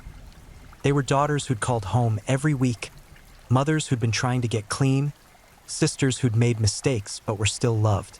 The prosecution was determined to make the jury see these women as human beings, not the disposable objects Atkins had treated them as. Several jurors wept openly as they listened to testimony about lives cut short, about families destroyed, about futures that would never be realized. The defense faced a nearly impossible task. With Atkins' confession, the mountain of physical evidence, and survivor testimony, they couldn't argue innocence. Instead, they tried to argue diminished capacity, that Atkins suffered from mental illness that prevented him from fully understanding his actions, that his traumatic childhood had damaged him beyond repair, that he deserved treatment rather than punishment. They brought in psychologists who testified about Atkins' difficult upbringing, about the abuse he'd suffered, about the developmental trauma that shaped him. They painted a picture of a man who'd never had a chance, who'd been broken by circumstances beyond his control. The prosecution countered with their own experts who testified that while Atkins may have had a difficult childhood, so did millions of other people who didn't become serial killers. That understanding the psychological factors that contributed to his violence didn't absolve him of responsibility for choosing, and it was a choice to murder 11 women. The jury listened to weeks of testimony, examined hundreds of pieces of evidence, heard arguments from both sides. Then they retired to deliberate. Took them less than a day. When they returned to the courtroom, the verdict was unanimous on all counts. Guilty of first-degree murder, 11 times over. The judge scheduled sentencing for 2 weeks later, giving the prosecution time to prepare victim impact statements and giving the defense a final opportunity to argue for leniency. That sentencing hearing was one of the most emotionally charged proceedings the Detroit courthouse had ever witnessed. For hours, family members stood before the judge and spoke directly to Benjamin Atkins about what he'd taken from them. They held photographs of their murdered loved ones. They described lives destroyed not just by death, but by the violence and terror that had preceded it. "You took my daughter," one mother said, her voice breaking. "You took her smile, her laugh, her dreams. You took my grandchildren who'll never be born. You took my future. And for what? Because you were angry? Because you felt powerless? You took everything from us to make yourself feel strong for a few minutes." Atkins listened to these statements with the same blank expression he'd worn throughout the trial. No tears, no apologies, nothing. When given the opportunity to make a statement before sentencing, Atkins declined. He had nothing to say. The judge looked at him with barely concealed disgust. "Mr. Atkins, in all my years on the bench, I have never encountered anyone as remorseless as you. You murdered 11 women in cold blood. You showed them no mercy as they begged for their lives. You deserve none in return." The sentence came down like a hammer, 11 consecutive life sentences without the possibility of parole. Even if, by some miracle, he successfully appealed one conviction, he'd still die in prison. The judge made sure of it. "You will never draw a free breath again," the judge said. "You will grow old and die behind bars, and the world will be a better place for it." Atkins was led out of the courtroom in shackles. As he passed the gallery filled with victims' families, someone shouted, "Rot in hell!" Others joined in, their anger and grief finally finding an outlet after years of pain. Atkins didn't look back. He was transported to a maximum security prison where he would spend the rest of his life. The Michigan Department of Corrections classified him as an extreme security risk, not because they feared he would escape, but because of what other inmates might do if given the chance. Even among criminals, serial killers who target women occupy the lowest rung of the social hierarchy. Life in prison for Benjamin Atkins was monotonous and isolating. He was kept in administrative segregation much of the time, separated from the general population for his own protection. His days consisted of a small cell, limited recreation time, and no visitors. No family wanted anything to do with him after what he'd done. Over the years, various journalists and criminal psychologists requested interviews with Atkins, hoping to understand the mind of a serial killer. He granted a handful of these interviews, and what emerged was a portrait of someone who remained utterly unrepentant. He never expressed remorse. He never apologized. The closest he came to self-reflection was occasional complaints about his own childhood, as if that somehow justified strangling 11 women to death. In one particularly chilling interview conducted years after his conviction, Atkins was asked if he ever thought about his victims. His response was telling, "Not really. That was a different time, a different person." This dissociation, this ability to separate himself from his actions as if they'd been committed by someone else, is common among serial killers. It's a psychological defense mechanism that allows them to live with what they've done without being crushed by the weight of it. But the victims' families couldn't dissociate.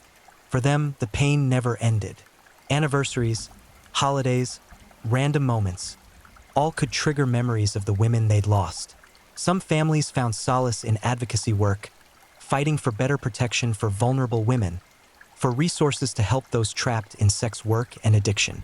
Others retreated into private grief, unable to move past the trauma. Detroit itself changed after the Woodward Corridor killings. There was increased police presence in areas known for sex work. Community organizations ramped up outreach programs.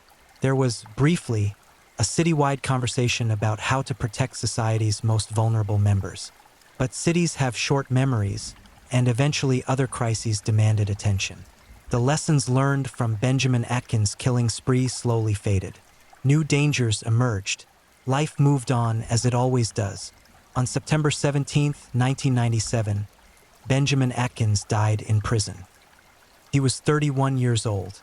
The official cause of death was listed as complications from AIDS, likely contracted through drug use before his arrest. He died quietly, alone, largely forgotten by a world that had moved on from his crimes. There were no mourners at his death. No one claimed his body. He was cremated at state expense and his ashes disposed of without ceremony. The monster was finally, truly gone, but the scars he left behind remain. 11 families still carry the weight of his violence. A city still remembers those 4 months when a predator walked freely among them. And somewhere, recorded in police files and court transcripts, are the names of 11 women who deserved so much better than to be statistics in a serial killer's legacy. Their names should be the ones we remember: Tangelia Bess, Sheila Griffin, Barbara Moore, Tony Hill, Valerie Chalk, Yolanda Williams, Brenda Bradley, Patricia Scott, Catherine Fisher, Erica Dotson, Laura Lett. Not victims, not statistics, women, human beings whose lives mattered, whose deaths should never be forgotten, whose memories deserve more than to be overshadowed by the monster who killed them. Benjamin Atkins took their lives. History shouldn't let him take their names too. The Woodward Corridor Killer is dead. But the lessons of his crimes, about how we protect the vulnerable, about how we value all human life, about how we recognize evil even when it wears a familiar face, those lessons remain as urgent today as they were in 1991. Because monsters don't announce themselves. They don't wear signs or carry warnings. Sometimes they look like everyone else, smile like everyone else, walk among us undetected until it's too late. The only defense is vigilance, memory, and a commitment to never let another Benjamin Atkins hunt freely in the shadows while we look away. Justice was served, but justice doesn't bring back the dead. It only ensures the monster can't kill again. If you're enjoying these stories, don't forget to leave a comment. I'd love to hear where you're tuning in from and what time it is in your part of the world. And if you haven't already, be sure to like this video and subscribe so you don't miss the next true crime story to help you drift off to sleep. Now, let's move on to our third story. Story 3. The Bone Collector's Arithmetic. Some men collect stamps. Others collect coins. Joseph Atkins collected pieces of his girlfriend and kept a running count. Listen carefully, because what I'm about to tell you isn't folklore or legend whispered around campfires. This is the story of a predator who weaponized love itself, turning affection into a death sentence. And when investigators finally kicked down his door, they discovered that hell had been hiding in plain sight, wearing the mask of an ordinary man. Mary Duggan made one mistake in her life and it killed her. She fell in love with Joseph Atkins. The year was 1995 and Mary, a vibrant 23-year-old with auburn hair and a laugh that could brighten the grayest Detroit afternoon, thought she'd finally found stability. Atkins wasn't much to look at. Average height, unremarkable features, the kind of face that dissolved into crowds. But he paid attention to her. He listened. He made her feel seen in a world that had spent years looking right through her. Mary had been drifting through life's margins, struggling with addiction, bouncing between temporary addresses and temporary relationships. When Atkins offered her a place to stay at his modest home on Detroit's west side, she accepted. It seemed like salvation, a chance to rebuild, a safe harbor in the storm. She had no idea she was moving into an abattoir. For weeks, Mary seemed happy. Friends noticed she was calling less frequently, but that wasn't unusual. New relationships often create distance. When she stopped calling altogether, some worried. Most assumed she'd simply moved on, chasing the next opportunity or the next high. People like Mary, society had taught them, sometimes just disappeared. It was tragic, but tragically common. Nobody reported her missing for nearly a month. By then, Mary Duggan no longer existed as anything recognizable. By then, she had become something else entirely. Something Joseph Atkins had methodically, carefully, almost lovingly transformed her into. Pieces parts, fragments cataloged and stored with the meticulous attention of a man who'd done this before. Because he had.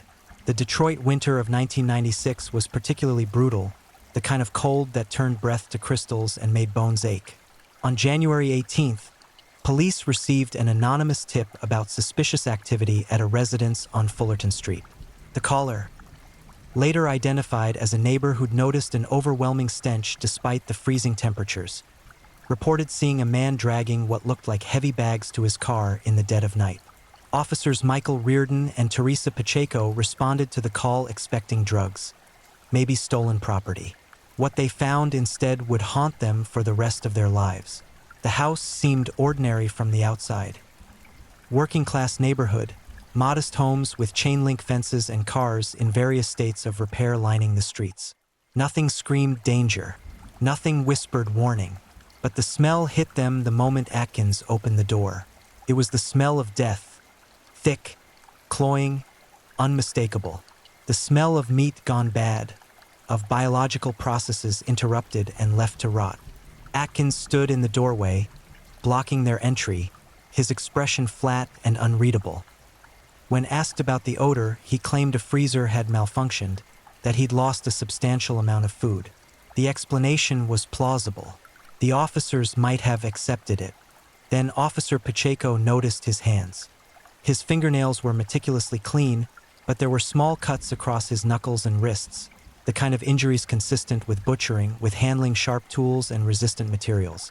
When she asked him about the cuts, his eyes flickered. Just for a second.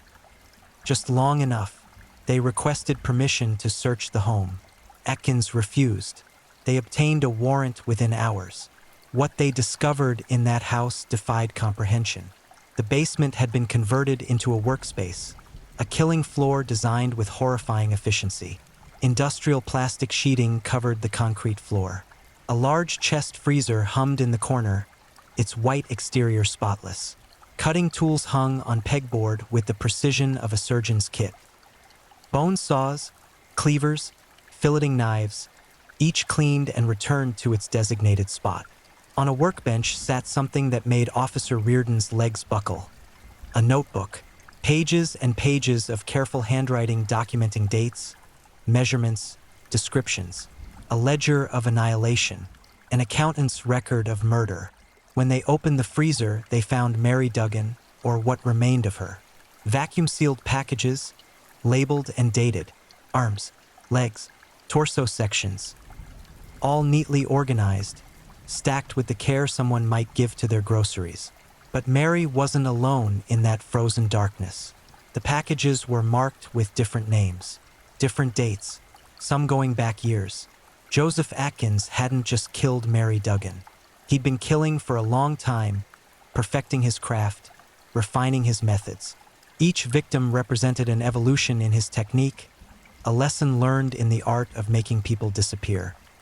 Detectives would later determine that Atkins specifically targeted vulnerable women, those struggling with addiction, those experiencing homelessness, those whom society had already begun to forget. He offered them shelter, stability, the promise of something better. He gained their trust. Then he erased them from existence, one carefully cataloged piece at a time. The house yielded evidence of at least 7 victims, though investigators suspected there were more. Packages without labels, remains too degraded for immediate identification, gaps in his meticulous records that suggested earlier, less organized kills. Joseph Atkins was arrested without resistance. He didn't run, didn't fight, didn't protest his innocence. As officers led him to the patrol car, neighbors gathered on their porches, stunned into silence. The monster had lived among them, had smiled and waved, had put his trash out on Tuesdays and mowed his lawn on Saturdays. Had been perfectly, terrifyingly ordinary. In the interrogation room, Atkins sat motionless, his hands folded on the table before him. When detectives asked him why, he looked confused by the question. To him, there was no why that required explanation. He'd wanted to, so he had. It was that simple, that cold, that devoid of anything recognizable as human empathy or conscience.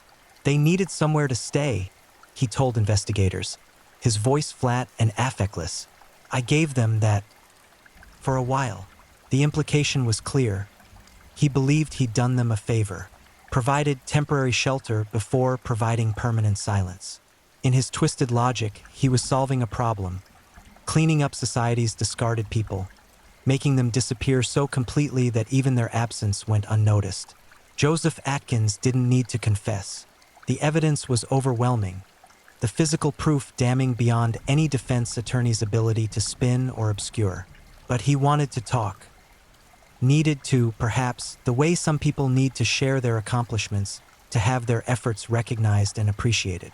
Over 3 days of interviews, he walked detectives through his crimes with the detached professionalism of a craftsman explaining his trade.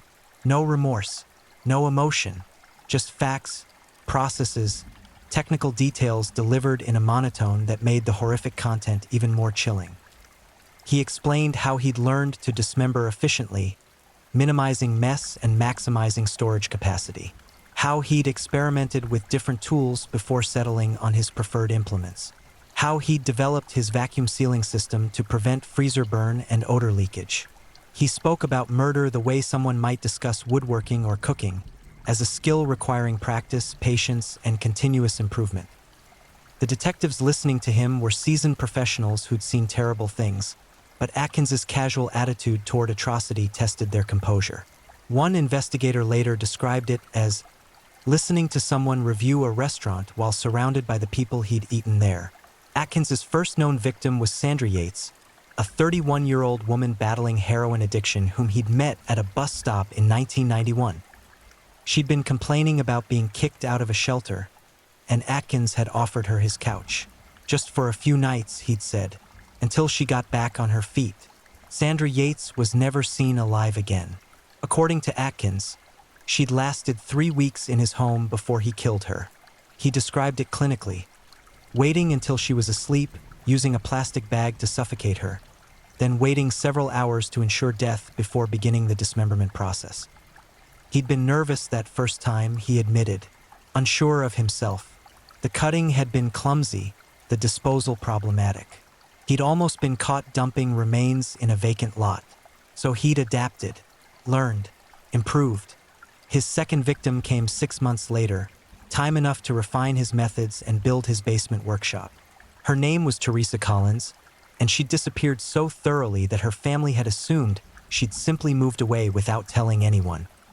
It happens sometimes with people struggling with addiction. One day they're there, the next they're gone, chasing some promise or running from some debt. Atkins had made it easy for people to forget his victims because society was already predisposed to overlook them. With each subsequent kill, he grew more confident, more efficient. He developed rituals, the selection process, the cultivation of trust, the moment of betrayal. He studied their habits, learned their patterns, waited for the perfect moment when they'd be least defensive, most vulnerable. He kept the notebook, that horrifying ledger, because he didn't want to forget them, not out of guilt or memorialization, but for the same reason a hunter might keep track of successful hunts. Pride, achievement, proof of competence. The notebook contained disturbing details beyond just names and dates. He'd recorded physical descriptions, personality traits, difficulties encountered during disposal. He'd rated his kills, using a system of his own devising based on factors like degree of difficulty and cleanup time. It was gamification of genocide, turning human destruction into a competitive sport with himself as the only player. Investigators asked him repeatedly about motive. What drove this? What satisfaction did he derive? Was it sexual? Was it power? Was it some trauma from his past? Atkins struggled to articulate answers to these questions. Not because he was evasive, but because he genuinely didn't understand what they were asking. To him, the act was its own justification. He killed because he wanted to, and he wanted to because it interested him. The circular logic was impenetrable. Psychological evaluations would later describe him as having severe antisocial personality disorder with psychopathic features. The clinical language that attempts to categorize something that feels beyond category. He exhibited no empathy, no remorse, no capacity for emotional connection. People weren't people to him. They were objects, puzzles, raw materials for his dark hobby. But even the psychologists were unsettled by one aspect of his profile: his absolute ordinariness in every other respect. Atkins held down a steady job at an automotive parts warehouse. He paid his bills on time. He had no criminal record before the murders. Co-workers described him as quiet but reliable, unremarkable but not suspicious. He blended into normal society with perfect camouflage. That was perhaps the most terrifying revelation, that someone could be so monstrous in private while maintaining such a convincing facade of normalcy in public. That evil didn't necessarily announce itself with obvious signs or red flags. That the worst predators might be the ones you'd never suspect, the ones who looked and acted like everybody else. As the confession continued, detectives worked to identify all the victims. The vacuum-sealed packages yielded DNA evidence that was cross-referenced with missing persons reports. Some matches came quickly, others took months. A few have never been conclusively identified. Women who disappeared so quietly that no one ever filed reports, whose absence went unnoted in official records. These unnamed victims haunted investigators most deeply. People so marginalized, so isolated, that their complete disappearance from the world didn't trigger any alarms. Joseph Atkins had recognized this vulnerability and exploited it with calculated precision. Family members of identified victims were notified. Conversations that no amount of training could adequately prepare investigators for. How do you tell someone that their daughter, their sister, their mother didn't just disappear but was murdered, butchered, and stored in a freezer for years? How do you explain that their loved one's remains had been treated with all the regard someone might give to leftover meat? Many families expressed a devastating mix of emotions: grief at the confirmed death, horror at the details, but also a terrible relief at finally having answers. The not knowing had been its own torture, years of wondering and hoping and fearing. At least now they knew. At least now they could grieve properly, bury what remained, begin the impossible process of healing. During one particularly disturbing interview session, Atkins mentioned the ones who got away, women he'd targeted but who'd left his home before he could act. One woman, he recalled, had gotten into an argument with him about drugs and stormed out in the middle of the night. Another had reconnected with family and moved out suddenly. These women had survived by accident, by random chance, by the slimmest margins. Investigators tracked down several of them. The conversations were surreal. Informing someone that they'd unknowingly lived with a serial killer, that they'd been hours or days away from becoming victims themselves, that pure luck had saved their lives. One survivor, Jennifer Mason, agreed to speak with investigators. She described Atkins as creepy but harmless, noting that he'd been overly interested in her daily schedule and habits, but had never made any overtly threatening moves.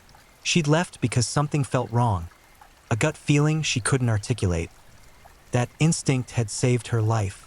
The psychological impact on these survivors was profound. Survivors' guilt, paranoia, the shattering realization that they'd been so close to death without ever knowing it. Some required extensive therapy. Others simply tried to forget, to bury the knowledge deep and move forward.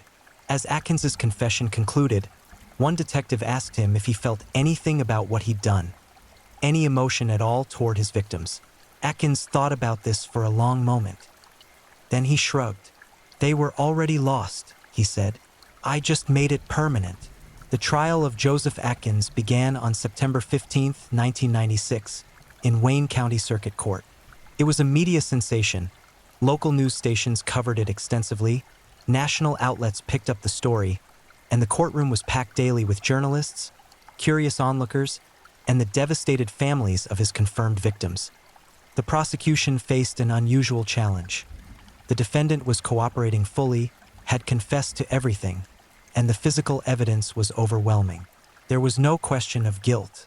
The trial's purpose was purely procedural, a legal formality required by the system. The only real question was whether Atkins would receive life imprisonment or the death penalty. Lead prosecutor Margaret Chun opened with a statement that was both powerful and restrained. She didn't rely on theatrical outrage or emotional manipulation. She simply presented the facts, letting the horror speak for itself. Joseph Atkins is a predator who identified the most vulnerable members of our society and systematically erased them from existence. Chun told the jury. He didn't kill in passion or anger. He killed with planning, with purpose, with the cold efficiency of someone who turned murder into a routine. He is not insane. He is not impaired. He is simply evil, in the most fundamental and irredeemable sense of that word. The defense, led by court-appointed attorney David Reese, faced an impossible task. His client had confessed. The evidence was irrefutable. The best Reese could do was argue for life imprisonment over death, emphasizing that Atkins was cooperating with authorities, that he suffered from severe mental illness, that execution would serve no practical purpose. It was a hopeless argument, and Reese knew it. But it was his job to make it anyway. The prosecution presented the physical evidence. Photographs of the basement workshop, the vacuum-sealed packages, the notebook with its meticulous records. They showed the jury Atkins's tools, his ledger, his careful documentation. They brought in forensic experts who explained the dismemberment process, the preservation methods, the sheer amount of planning and forethought required. Then they called the survivors, the women who'd lived in Atkins's house and left before he could kill them. Their testimony was electrifying. They described the house's oppressive atmosphere, Atkins's strange behaviors, the inexplicable sense of danger they'd felt. One woman testified that she'd found a hacksaw hidden under the basement stairs and had left that same day, too frightened to even pack her belongings. The families of confirmed victims were given the opportunity to present victim impact statements. These were the trial's most emotionally devastating moments. Mothers describing their lost daughters, siblings recounting memories of happier times, children left parentless trying to articulate the void in their lives.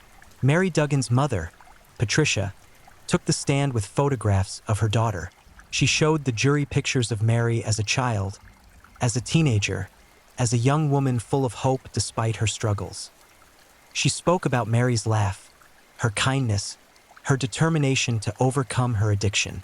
She described the anguish of not knowing what had happened, the years of wondering and waiting and hoping. "He didn't just kill my daughter," Patricia said, her voice breaking. "He erased her. He treated her like garbage, like she was nothing. But she was everything to me. She was my baby. And he took her and destroyed her like she didn't matter." The courtroom was silent except for the sound of weeping. Atkins sat through all of this without visible reaction. He didn't look at the witnesses, didn't acknowledge the families. His expression remained blank, his posture relaxed. He could have been watching a mundane television program for all the emotion he displayed. This lack of response enraged many observers. How could someone hear these testimonies and feel nothing? How could he look at the devastation he'd caused and remain unmoved? The answer, psychological experts explained, was that Atkins literally couldn't feel what normal people feel. The neurological and psychological architecture required for empathy simply didn't exist in his brain. The defense called their own psychological experts who testified about Atkins's mental state, his diagnoses, his complete lack of emotional capacity. They argued that executing someone who was, in a neurological sense, fundamentally broken served no purpose. He couldn't be deterred because he couldn't understand deterrence. He couldn't feel remorse because he was incapable of that emotion. But this argument backfired. If anything, it made jurors more convinced that Atkins needed to be executed. If he was truly incapable of remorse, incapable of change, then he represented a permanent threat. The only way to ensure he never killed again was to ensure he never breathed again. Throughout the trial, disturbing details continued to emerge. Investigators testified about finding receipts for vacuum sealing equipment, industrial freezers, bulk purchases of plastic sheeting. Atkins had invested significantly in his murder infrastructure, treating it like a business venture requiring proper tools and equipment. They also revealed that Atkins had been researching body preservation techniques, checking out library books on taxidermy and butchering. He'd approached his crimes with the dedication of someone pursuing a serious hobby, constantly seeking to improve his methods and expand his knowledge. Perhaps most chillingly, Forensic accountants testified that Atkins had been collecting his victims' government assistance checks after killing them, forging signatures, and cashing the money. He'd been profiting from their deaths, earning hundreds of dollars per month by continuing to claim benefits for women who no longer existed. This financial motive added another layer of depravity to his crimes. It wasn't just about the killing. He was also running a fraud scheme, using his victims' identities for financial gain even as their bodies sat frozen in his basement. The prosecution argued that this demonstrated clear consciousness of wrongdoing, that Atkins knew his actions were criminal and had taken elaborate steps to conceal them and profit from them. If he were truly insane or unable to distinguish right from wrong, he wouldn't have gone to such lengths to hide his crimes and exploit their aftermath. On October 3, 1996, after less than 3 hours of deliberation, the jury returned with guilty verdicts on all counts. 7 counts of first-degree murder, multiple counts of abuse of a corpse, fraud, and other related charges. The sentencing phase was brief. Given the overwhelming evidence of premeditation, the multiple victims, and Atkins's complete lack of remorse, the jury recommended death. The judge agreed. "Mr. Atkins," Judge Harold Matthews said at sentencing, "you have demonstrated yourself to be an irredeemable danger to society. You preyed upon the vulnerable, the marginalized, the forgotten. You treated human beings as objects for your amusement and profit. You have shown no remorse, no empathy, no recognition of the devastation you've caused. This court sentences you to death. May you find in death the humanity you lacked in life." Atkins showed no reaction to the sentence. As bailiffs led him from the courtroom, he glanced once at the gallery, his eyes passing over the families of his victims without recognition or acknowledgement. Then he was gone, disappearing into the correction system that would house him until his execution. Outside the courthouse, victims' families embraced and wept. Some expressed satisfaction with the verdict. Others said no punishment could ever be adequate for what had been done. All agreed that at least it was over, the trial, the testimony, the reliving of trauma. But for many, it would never truly be over. Joseph Atkins was transferred to Michigan's death row, where he would spend the next several years awaiting execution. Michigan had abolished the death penalty in 1846 for all crimes except treason, but federal authorities had secured his conviction on federal kidnapping charges that carried capital punishment, allowing the death sentence to stand. Life on death row suited Atkins well enough. He had structure, routine, certainty. He spent his time reading mostly technical manuals and nonfiction. He showed no interest in appeals, in fighting his sentence, in claiming innocence or seeking mercy. The legal process ground forward, but Atkins seemed indifferent to its progress. Psychological researchers requested permission to study him. Serial killers who cooperated with investigators were rare, and Atkins's particular pathology interested academics. He agreed to the interviews, not out of any desire for understanding or redemption, but simply because it broke up the monotony of his days. These research sessions revealed additional disturbing details. Atkins admitted to fantasizing about killing since childhood, though he claimed never to have acted on these urges until his 30s. He described feeling different from other people his entire life, disconnected, unable to understand why others cared about things like relationships, emotions, social bonds. "I learned to pretend," he told one researcher. "I watched how normal people acted and copied it, but I never understood why they cared about any of it. It all seemed pointless." This admission raised troubling questions about free will, moral responsibility, and the nature of evil itself. If Atkins was, from birth or early development, neurologically incapable of empathy, was he truly responsible for his actions?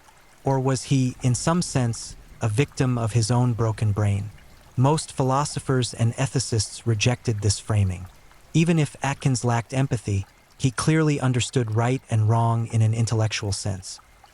His elaborate efforts to conceal his crimes proved that. He knew society condemned murder.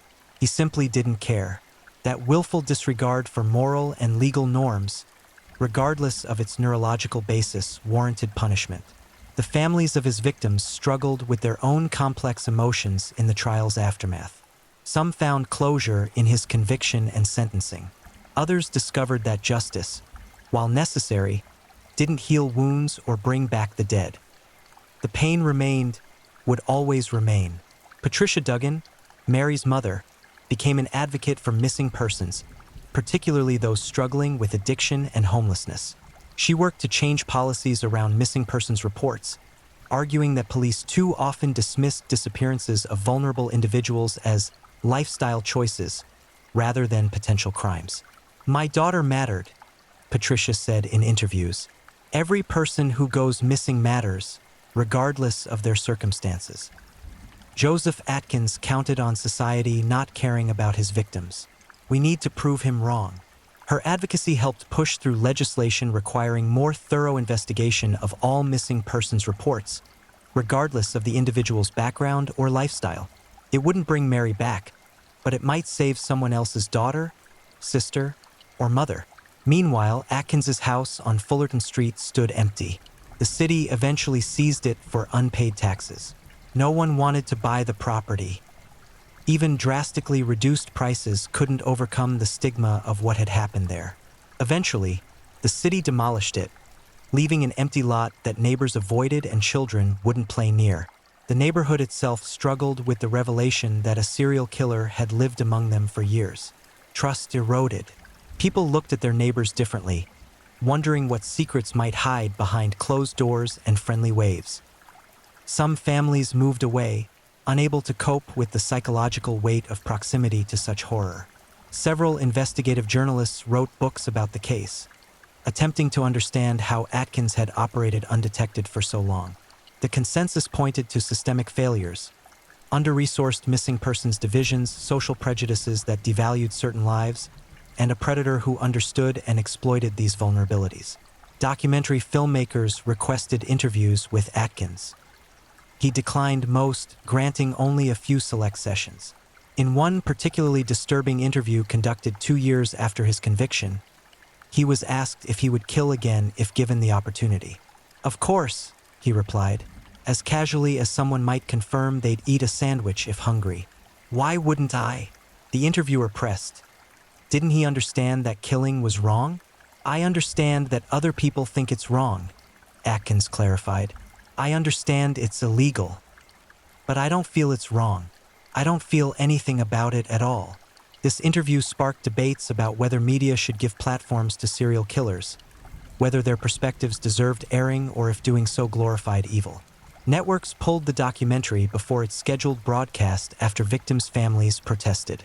It eventually circulated as a bootleg, becoming a dark artifact of true crime culture. On death row, Atkins became friendly, or as friendly as he was capable of being, with guards and other inmates. He didn't cause trouble. He followed rules. He existed within the system with the same bland compliance he'd shown in regular society. To those who didn't know his crimes, he seemed almost benign. But the guards who knew his history never forgot what he was. One corrections officer described the cognitive dissonance. You'd be chatting with him about sports or weather, and he'd seem totally normal. Then you'd remember what he did, and you'd realize you were talking to something wearing a person's suit. Something that looked human but wasn't, not where it counted. Atkins's execution date was set, postponed due to legal technicalities, set again. The pattern repeated multiple times over years. Michigan's complicated relationship with capital punishment, having abolished it at the state level while allowing federal death penalties, created jurisdictional complications that delayed proceedings. During these delays, Atkins's health deteriorated. Prison food and lack of exercise took their toll. He developed diabetes, then heart disease. By his 10th year on death row, he required regular medical interventions, insulin injections, cardiac medications. Some abolitionists argued his declining health made execution unnecessary. He was already dying slowly. But victims' families demanded the sentence be carried out. Not for vengeance, they insisted, but for justice, for finality, for the symbolic statement that some acts warrant society's ultimate sanction. The philosophical debates about Atkins's case continued in academic circles. Was he a monster or a broken machine? Was his evil innate or developed? Could anything have prevented him from becoming what he became? The questions had no satisfying answers, only uncomfortable ambiguities that challenged simple moral frameworks. In 2008, 12 years after his conviction, Joseph Atkins suffered a massive stroke. He died in the prison infirmary, age 62, never having faced execution. The stroke killed him quickly. More mercifully, some noted bitterly, than he'd killed any of his victims. News of his death brought mixed reactions. Some victims' families felt cheated of the execution they'd been promised. Others expressed relief that it was finally, definitively over. A few admitted to feeling nothing at all. He'd been dead to them for years already. His physical death changed nothing. Patricia Duggan's statement was brief. "He's gone. My daughter is still gone. Nothing changes that. Nothing ever will." The medical examiner's office contacted families about Atkins's remains. No one claimed them. He was cremated at state expense and buried in an unmarked grave in the prison cemetery, joining other unclaimed inmates in anonymous ground. His death closed a chapter, but the questions he raised remained. How many other Joseph Atkins existed in the world, blending seamlessly into normal society while harboring monstrous impulses? How many vulnerable people disappeared each year into the darkness he represented? How many predators went undetected because they chose victims society was predisposed to overlook? The case led to reforms. Better tracking of missing persons, increased resources for investigations involving marginalized victims, training for law enforcement on recognizing predatory patterns. These changes saved lives, prevented tragedies, made Atkins's crimes slightly less meaningless by prompting improvements that protected others. But late at night, in neighborhoods across Detroit and beyond, people still locked their doors a little more carefully, still looked at strangers with a little more suspicion, still remembered that monsters are real, that they walk among us, that they look like anybody else. Joseph Atkins proved that evil doesn't announce itself with horns and fangs. It offers shelter to the desperate. It smiles and helps with groceries. It seems ordinary right up until the moment it isn't, and by then it's far too late. The 7 confirmed victims, Mary Duggan, Sandra Yates, Teresa Collins, and 4 others whose names deserve to be remembered, but whom I've changed here out of respect for their families' privacy, remain the known count. Investigators suspect there were more, victims whose remains were never recovered or identified, women who vanished so completely that even their disappearances left no trace. These unknown victims haunt the case most of all. Nameless, forgotten even in death. Exactly what Joseph Atkins intended. He collected them, cataloged them, erased them, and for years nobody noticed. That might be the most terrifying truth of all. If you're enjoying these stories, don't forget to leave a comment. I'd love to know where you're tuning in from and what time it is in your part of the world. And if you haven't already, make sure to like this video and subscribe so you never miss the next true crime story to help you unwind. Now, let's get into our final story. Story 4. The Devil Wore a Smile. There are certain kinds of evil that don't announce themselves with thunder. They whisper through apartment hallways at 3 a.m. They hum along to radio songs while scrubbing blood from underneath fingernails. They fold laundry still warm with the heat of a body that will never draw breath again. Franklin Dwayne Alex understood this intimacy with darkness better than most. He didn't just take lives. He dismantled them with the precision of an artist and the appetite of something that had forgotten it was ever human. When police finally kicked down the door to apartment 8C on that sweltering August morning in 1997, the smell hit them like a physical wall. Copper and decay, sweet rot and something else, something chemical that burned the back of the throat. What they found inside would make seasoned homicide detectives vomit in the hallway, would haunt crime scene photographers for the rest of their careers, would force the FBI to completely rewrite their profile on what they thought they knew about serial predators. Because Franklin Alex, the 34-year-old maintenance worker with the gentle smile and the soft voice, hadn't just murdered 4 people. He had transformed his modest one-bedroom apartment into a cathedral of suffering, a place where screams were prayers and death came slowly, methodically, with the patience of someone who genuinely enjoyed his work. This is the story of the man who proved that monsters don't always hide in shadows. Sometimes they hold the door open for you, offer you coffee, ask about your day, and wait for the precise moment when your guard drops and your back is turned. This is the story of Franklin Dwayne Alex, the man neighbors called sweet and helpful. The man whose hands had built bookshelves for elderly tenants, the same hands that would crush windpipes and snap bones like dry kindling. Franklin Dwayne Alex was the kind of man you'd forget 5 minutes after meeting him, and that was exactly his greatest weapon. Born on a freezing February morning in 1963 in rural Mississippi, Franklin entered a world that seemed determined to teach him that kindness was weakness and violence was currency. His father, a long-haul trucker named Warren Alex, possessed the kind of rage that needed no alcohol to fuel it. It burned steady and hot, a pilot light of cruelty that ignited at the smallest provocation. Young Franklin learned early to make himself invisible, to fold into corners and hold his breath when his father's boots thundered across the floorboards. His mother, Dolores, was a phantom presence in the house, her eyes perpetually glazed with whatever pills the local doctor prescribed to help her cope with her nerves. She'd spend hours staring out the kitchen window at nothing, her hands occasionally drifting up to touch the fading bruises on her neck. Her arms, the places where Warren's love manifested as fingerprint-shaped contusions that bloomed purple and yellow on her pale skin. Franklin had 2 younger sisters, Caroline and Beth, delicate girls with their mother's hollow eyes and their father's unfortunate temper. Franklin appointed himself their protector, taking beatings meant for them, absorbing his father's wrath like a human shield. Teachers at Coldwater Elementary School noted that Franklin was unusually quiet and seemed to flinch at loud noises. But this was rural Mississippi in the early 1970s. Nobody asked too many questions about bruises on a poor kid's arms. What those teachers didn't see, what nobody saw, was what Franklin did to the neighborhood cats. He'd started at age 8, luring strays with bowls of milk and tuna fish, patient as a spider waiting at the edge of its web. At first, he'd simply watch them, studying how they moved, how they reacted to stimuli, mapping their behavior with the detached curiosity of a scientist. Then the watching became touching. The touching became squeezing. The squeezing became something else entirely, something that made Franklin's heart race and his breathing quicken in ways he didn't fully understand but knew instinctively had to remain secret. By age 12, he'd graduated to dogs.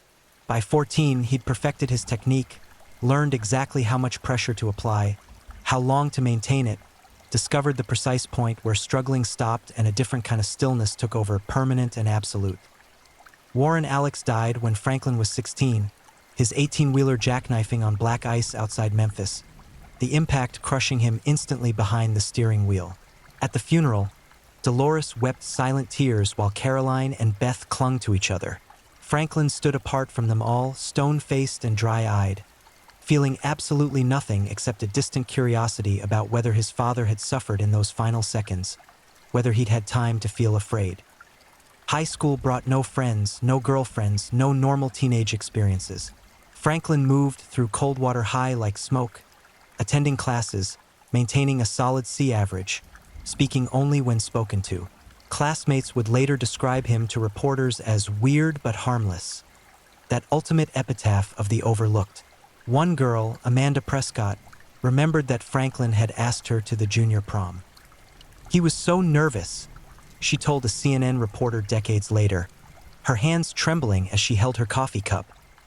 His hands were shaking when he handed me the note asking me. I said no because I already had a date, but I felt bad about it. He seemed so sad. She paused, her eyes distant. I think about that sometimes. I wonder if saying yes would have changed anything, or if I'd have just become victim number 1. After graduation, Franklin drifted. He worked odd jobs throughout Mississippi and Louisiana. Gas stations, warehouses, construction sites, never staying anywhere long enough to form attachments or raise suspicions. His mother died in 1985, pills and vodka, an accidental overdose that everyone knew wasn't accidental. His sisters had both married and moved away by then, cutting contact with their brother, sensing something fundamentally wrong in him that they couldn't articulate but absolutely believed. Franklin eventually settled in Birmingham, Alabama, in 1991, finding work as a maintenance technician for a large apartment complex called Riverside Towers. It was a sprawling brick building that housed 200 units, mostly young professionals and elderly retirees on fixed incomes. Franklin was good at his job, reliable, thorough, polite. He fixed leaky faucets and broken air conditioners, changed light bulbs in hallways, kept the boiler room running efficiently. Tenants grew comfortable with him. He had keys to every apartment, access to every space, and nobody thought twice about seeing him in the hallways at odd hours. After all, maintenance emergencies didn't keep regular schedules. Franklin would smile his gentle smile, nod politely, and continue about his business, all while cataloging information, identifying patterns, selecting targets with the methodical patience of a predator who'd learned that rushing led to mistakes. He lived alone in apartment 8C, a small one-bedroom unit on the 8th floor that management provided at reduced rent as part of his employment package. Neighbors occasionally heard music coming from his apartment, classical, mostly Beethoven and Mozart, but never loud enough to complain about. Mrs. Henderson in 8D would sometimes ask Franklin to carry her groceries, which he'd do with apparent cheerfulness. Mr. Pack in 8B once invited Franklin to a Korean barbecue he was hosting, and Franklin politely declined, citing work obligations. He was so helpful, Mrs. Henderson told police later, her wrinkled hands clutching a handkerchief, always smiling, always asking if I needed anything. How could someone like that be? How could he? She couldn't finish the sentence, couldn't reconcile the helpful young man who'd fixed her toilet with what the newspapers were now saying he'd done. But Franklin's mask was perfect because he'd spent his entire life crafting it. Every smile was practiced. Every gesture of kindness was calculated.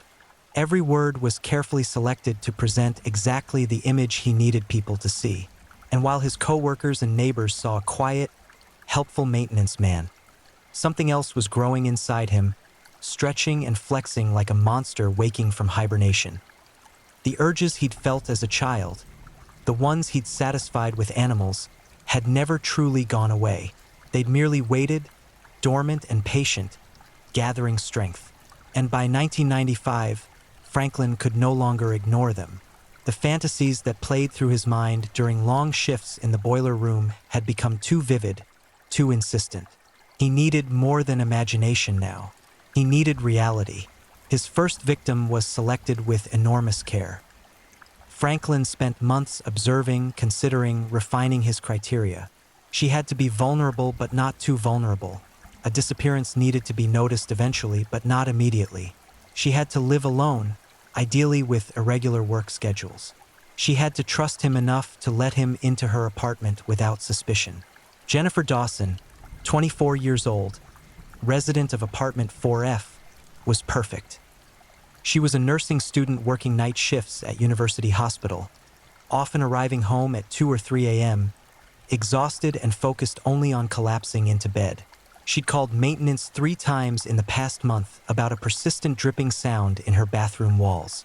Franklin had made 2 service visits, identified the problem as a slow leak in the pipe junction hidden behind the tiles, explained that he'd need to return with proper equipment to fix it permanently. Jennifer had smiled tiredly, thanked him for his time, mentioned that she'd be working double shifts for the next 2 weeks, but to just leave a note if he needed to access her apartment while she was gone. She trusted him. Everyone trusted Franklin. On October 17, 1995, at approximately 3:15 a.m., Franklin used his master key to enter apartment 4F. He knew Jennifer would be home. He'd checked the hospital parking garage earlier and confirmed her car was gone from its usual spot, meaning she'd finished her shift. He'd watched her exhausted shuffle through the lobby 20 minutes ago, too tired to even check her mailbox. Franklin had prepared meticulously. He wore gloves, carried a canvas bag containing rope, duct tape, and several other items he'd acquired carefully over months, always from different stores, always paying cash. His heart hammered in his chest as he silently closed and locked the door behind him, the deadbolt sliding home with a soft click that seemed impossibly loud in the darkness. Jennifer's apartment was small, A studio, really, with a kitchenette and a bathroom separated by a thin wall. He could hear water running. She was in the shower, washing away the night shift's exhaustion, completely unaware that death stood 20 feet away in her living room, waiting with infinite patience. Franklin sat down on her couch. He didn't rush. He simply waited, controlling his breathing, feeling his pulse slow from its initial spike of adrenaline into something steadier, colder. The water shut off. He heard the shower curtain rings scrape along the rod, heard the bathroom door open, heard her humming softly to herself, some pop song he didn't recognize. Jennifer emerged from the bathroom wrapped in a towel, her hair dripping water onto her shoulders. She'd taken perhaps 3 steps into her studio before she noticed him sitting there in the darkness, and her humming cut off like someone had sliced through her vocal cords. What happened next would take 4 hours. When Franklin finally left apartment 4F at 7:43 a.m., walking calmly to the stairwell instead of risking the elevator, Jennifer Dawson was no longer alive. She'd stopped struggling around the 2-hour mark, stopped making any sounds at all shortly after. Franklin had taken his time, exploring the boundaries of what a human body could endure, documenting his discoveries with the detached fascination of someone conducting important research. He returned to his own apartment, showered thoroughly, changed clothes, and reported to work at his normal time of 8 a.m. When the property manager asked if he could check on a noise complaint in 6G, Franklin smiled his gentle smile and said, of course, no problem, he'd head up there right away. Jennifer's body wouldn't be discovered for another 6 days. Jennifer Dawson's murder taught Franklin 2 critical lessons. First, that the reality exceeded even his most vivid fantasies, and second, that he'd made mistakes. Small ones, correctable ones, but mistakes nonetheless that could have exposed him if circumstances had been slightly different. He needed to refine his methodology. He needed to be smarter, more careful, more patient. The interval between Jennifer and his second victim stretched nearly 8 months. Not because Franklin's urges had diminished, but because he was planning, preparing, building towards something more ambitious than a single impulsive act. During those 8 months, Franklin transformed apartment 8C into something else entirely. To any casual observer, it remained a modest 1-bedroom unit inhabited by a quiet maintenance worker. But Franklin had begun modifications, subtle changes that exploited his intimate knowledge of the building's architecture. He soundproofed one wall using techniques he'd learned from HVAC installation manuals, layering dense foam insulation behind a false wall that looked completely normal but deadened sound transmission to nearly nothing. He installed additional locks on his door. Serious locks, commercial-grade deadbolts that would require police to use a battering ram if they ever needed entry. He acquired a video camera, one of those new digital models that recorded directly to tape, and set up a tripod in his bedroom, angled to capture everything. Franklin was documenting his evolution. He wanted to be able to review his work, study his techniques, identify areas for improvement. This wasn't just about satisfying urges anymore. It had become a craft, something he wanted to perfect, to master completely. His second victim was Marcus Chun, 29 years old, apartment 6H. Marcus was different from Jennifer in several key ways. He was male, for one. Franklin wanted to explore whether gender created meaningful variations in response to prolonged trauma. Marcus was also physically fit, a weekend warrior who jogged every morning and lifted weights at the complex's small gym. This presented interesting logistical challenges that excited Franklin in ways he hadn't anticipated. The selection wasn't random. Marcus lived alone, worked from home as a freelance graphic designer, had no girlfriend or regular visitors. His parents lived in California. His closest friend, according to conversations Franklin had overheard while fixing Marcus's kitchen sink, was someone named David who'd recently moved to Seattle for work. Marcus was, in practical terms, isolated, present but disconnected from the support networks that might notice his absence quickly. Franklin struck on June 3, 1996, at 10:30 p.m. He'd manufactured a plumbing emergency, sabotaging a valve in the 6th-floor bathroom to create a leak that would require immediate attention. When Marcus answered his knock, Franklin explained that he needed to access the main pipe junction that ran through Marcus's bedroom closet. Marcus, wearing sweatpants and a t-shirt, his laptop open on the couch behind him, waved Franklin inside without suspicion. The attack was swift and efficient. Franklin had learned from Jennifer that hesitation created opportunities for targets to react, to fight back, to create noise that might alert neighbors. He'd armed himself with a stun gun this time. 30,000 volts delivered in a 2-second burst that dropped Marcus to his knees, muscles seizing, brain temporarily offline. Before Marcus could recover, Franklin had him zip-tied, hands behind back, ankles bound together, and a gag secured with duct tape. The entire assault took less than 45 seconds. Franklin then calmly locked the apartment door from the inside, drew the curtains, and began the process of transporting Marcus to apartment 8C. This proved challenging. Marcus was 180 pounds of deadweight, still twitching from the stun gun's effects, and Franklin needed to move him down 2 floors without being seen. He waited until 2 a.m., when the building reached its quietest point, then used a maintenance dolly to wheel Marcus, wrapped in a tarp and labeled as carpet rolls, down the service stairs. Nobody saw them. Nobody questioned the maintenance man doing late-night work. Franklin had been right about his invisibility being his greatest asset. What happened to Marcus Chun over the next 36 hours would later be described by FBI forensic psychiatrist Dr. Helena Morrison as beyond the scope of typical serial predation. This was torture elevated to performance art, conducted by someone with both medical knowledge and complete psychological detachment from their victim's humanity. Franklin had set up his bedroom as a controlled environment. The video camera recorded everything. Marcus was secured to a metal frame Franklin had custom welded in the building's workshop, a structure that allowed for positional adjustments while maintaining complete immobilization. Franklin had laid plastic sheeting across the floor, the walls, the ceiling.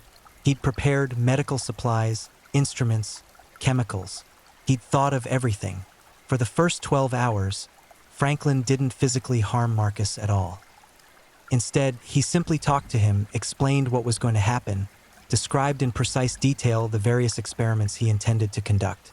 He wanted to understand how anticipation affected physiological responses, whether the knowing was its own form of torture that amplified everything that followed. Marcus's eyes, wide and white-rimmed above the gag, provided all the data Franklin needed. Terror was a tangible thing, measurable in pupil dilation, heart rate, sweat production, involuntary trembling. When Franklin finally began his physical work, he did so methodically, almost clinically. He'd researched pain extensively, which nerve clusters produced the most intense responses, how different types of tissue damage created different qualities of suffering, where he could inflict maximum agony without risking premature death from shock or blood loss. He broke fingers one at a time, studying how Marcus's body arched against the restraints, how the muffled screaming changed pitch and intensity. He used cigarettes to create precise burn patterns across Marcus's chest and abdomen, documenting how burns interacted with the body's pain receptors differently than broken bones. He introduced chemicals, nothing immediately lethal, but substances that created sensations Marcus's nervous system had no framework for interpreting. Franklin took breaks every few hours, leaving Marcus alone while he ate meals, watched television, even slept for a few hours in his living room while Marcus remained strapped to the frame in the bedroom, conscious and aware that his torturer might return at any moment. The psychological component fascinated Franklin almost as much as the physical. The waiting between sessions seemed to break something fundamental in Marcus's eyes, replaced defiance with a kind of hollow desperation. By the 30-hour mark, Marcus had stopped struggling entirely. His body still flinched reflexively when Franklin touched him, but there was no more fight left, no more hope flickering behind those eyes. He'd been reduced to nothing but sensation and suffering, all higher cognitive functions consumed by unrelenting pain. Franklin killed him at the 36-hour mark, not out of mercy, but because he'd exhausted his list of experimental procedures. Marcus's death came slowly, a methodical process that Franklin filmed from multiple angles, wanting to capture the exact moment when life transitioned to its absence. Disposing of the body required equal care. Franklin dismembered Marcus in his bathroom tub, another layer of plastic sheeting, proper tools, chemical accelerants to speed decomposition of soft tissues. Over the course of a week, Working only during the deepest hours of night, Franklin transported pieces of Marcus Chun to various dumpsters throughout Birmingham, never using the same location twice, always wearing gloves, always being invisible. Marcus Chun was reported missing by his mother on June 12th, 9 days after Franklin had killed him. Police investigated, found his apartment undisturbed, his laptop still on the couch with an unfinished design project open. There were no signs of struggle, no blood, no evidence of foul play. Detectives theorized that Marcus had perhaps left town suddenly, experienced some kind of mental health crisis, maybe fallen victim to random violence somewhere in the city.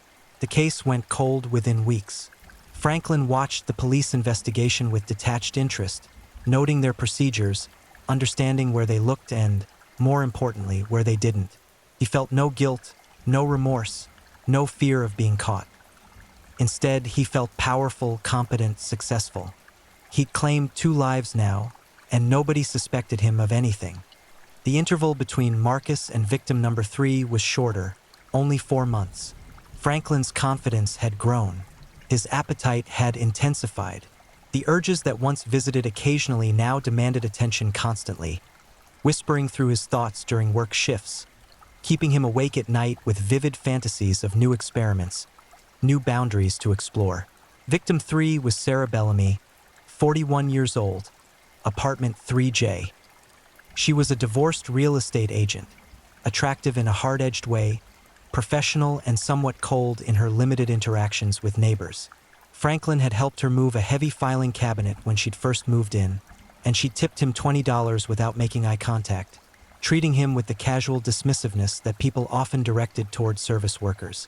That dismissiveness was what sealed her fate. Franklin didn't appreciate being invisible, even though he'd cultivated that invisibility deliberately.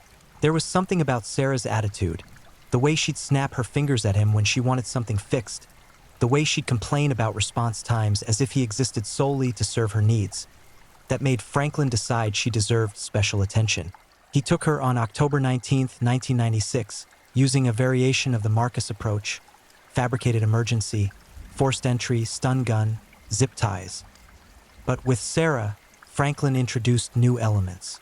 He wanted to explore psychological torture more deeply, wanted to see how anticipation and dread could be weaponized. For the first 24 hours after securing Sarah in his bedroom, Franklin didn't touch her violently at all. Instead, he showed her the video of what he'd done to Marcus Chin. He made her watch the entire 36 hours, forced her eyes open when she tried to close them, ensured she understood exactly what he was capable of, what her future held. Sarah broke faster than Marcus had. Perhaps it was her age or her gender, or simply that watching someone else's torture was more psychologically devastating than experiencing it blind. Whatever the reason, by the time Franklin actually began his physical work, Sarah was already destroyed mentally. A hollowed-out shell that begged incoherently, promising anything, offering everything, reduced to pure animal terror. Franklin kept her alive for 48 hours, pushing past the limits he'd explored with Marcus, discovering new boundaries. He learned that the human body could withstand more than he'd previously believed, that consciousness persisted through trauma he'd assumed would cause death or blackout. Sarah's disposal was more efficient than Marcus's. Franklin had perfected his technique, knew exactly how to process a body quickly while minimizing evidence. Within 72 hours of her death, Sarah Bellamy had been reduced to component parts scattered across a dozen locations, and Franklin was back at work, smiling his gentle smile, fixing broken thermostats and unclogging drains. Sarah was reported missing by her real estate office after she failed to show up for an important client meeting. Her apartment revealed nothing useful. No signs of struggle, no blood, her purse and keys present, but her car still in the parking garage. Like Marcus, Sarah simply vanished, and the investigation stalled almost immediately. Franklin felt invincible. He'd killed 3 people in just over a year, and nobody suspected anything. He was smarter than the police, more careful than their procedures could detect. He was evolving into something unprecedented, a predator operating at the absolute peak of efficiency. His 4th victim would prove him wrong. Rebecca Thornton was 19 years old, a sophomore at Birmingham Community College, working part-time at a coffee shop to supplement her student loans. She lived in apartment 5C with her roommate, Ashley Mills, and on the surface, she appeared to violate all of Franklin's carefully established criteria for target selection. Rebecca wasn't isolated. She had a roommate, friends, family who checked on her regularly. She wasn't particularly vulnerable. She took self-defense classes, carried pepper spray, was generally cautious about personal safety. She didn't fit Franklin's pattern at all, which was precisely why he selected her. Franklin had been reading extensively about criminal profiling, studying how law enforcement identified patterns, created predictive models. He understood that consistency created vulnerability. If he continued selecting similar victims using similar methods, eventually someone would notice the pattern, connect the disappearances, realize a predator was operating in Riverside Towers. Rebecca represented diversification, a conscious disruption of pattern. If she vanished, investigators would have no obvious connection to Jennifer, Marcus, or Sarah. Different age group, different circumstances, different victim profile entirely. Franklin believed this made him untraceable, proved his sophisticated understanding of how investigators thought. What Franklin failed to consider was that randomness creates its own pattern. By trying to outsmart profiling techniques, he actually made himself more visible to certain kinds of analysis. But he wouldn't realize this until much later, after everything had already started falling apart. Franklin approached Rebecca's abduction differently. He couldn't use his usual maintenance pretexts. Rebecca and Ashley had never called for repairs, and manufacturing an emergency in their specific unit would create documentary evidence linking him to their apartment.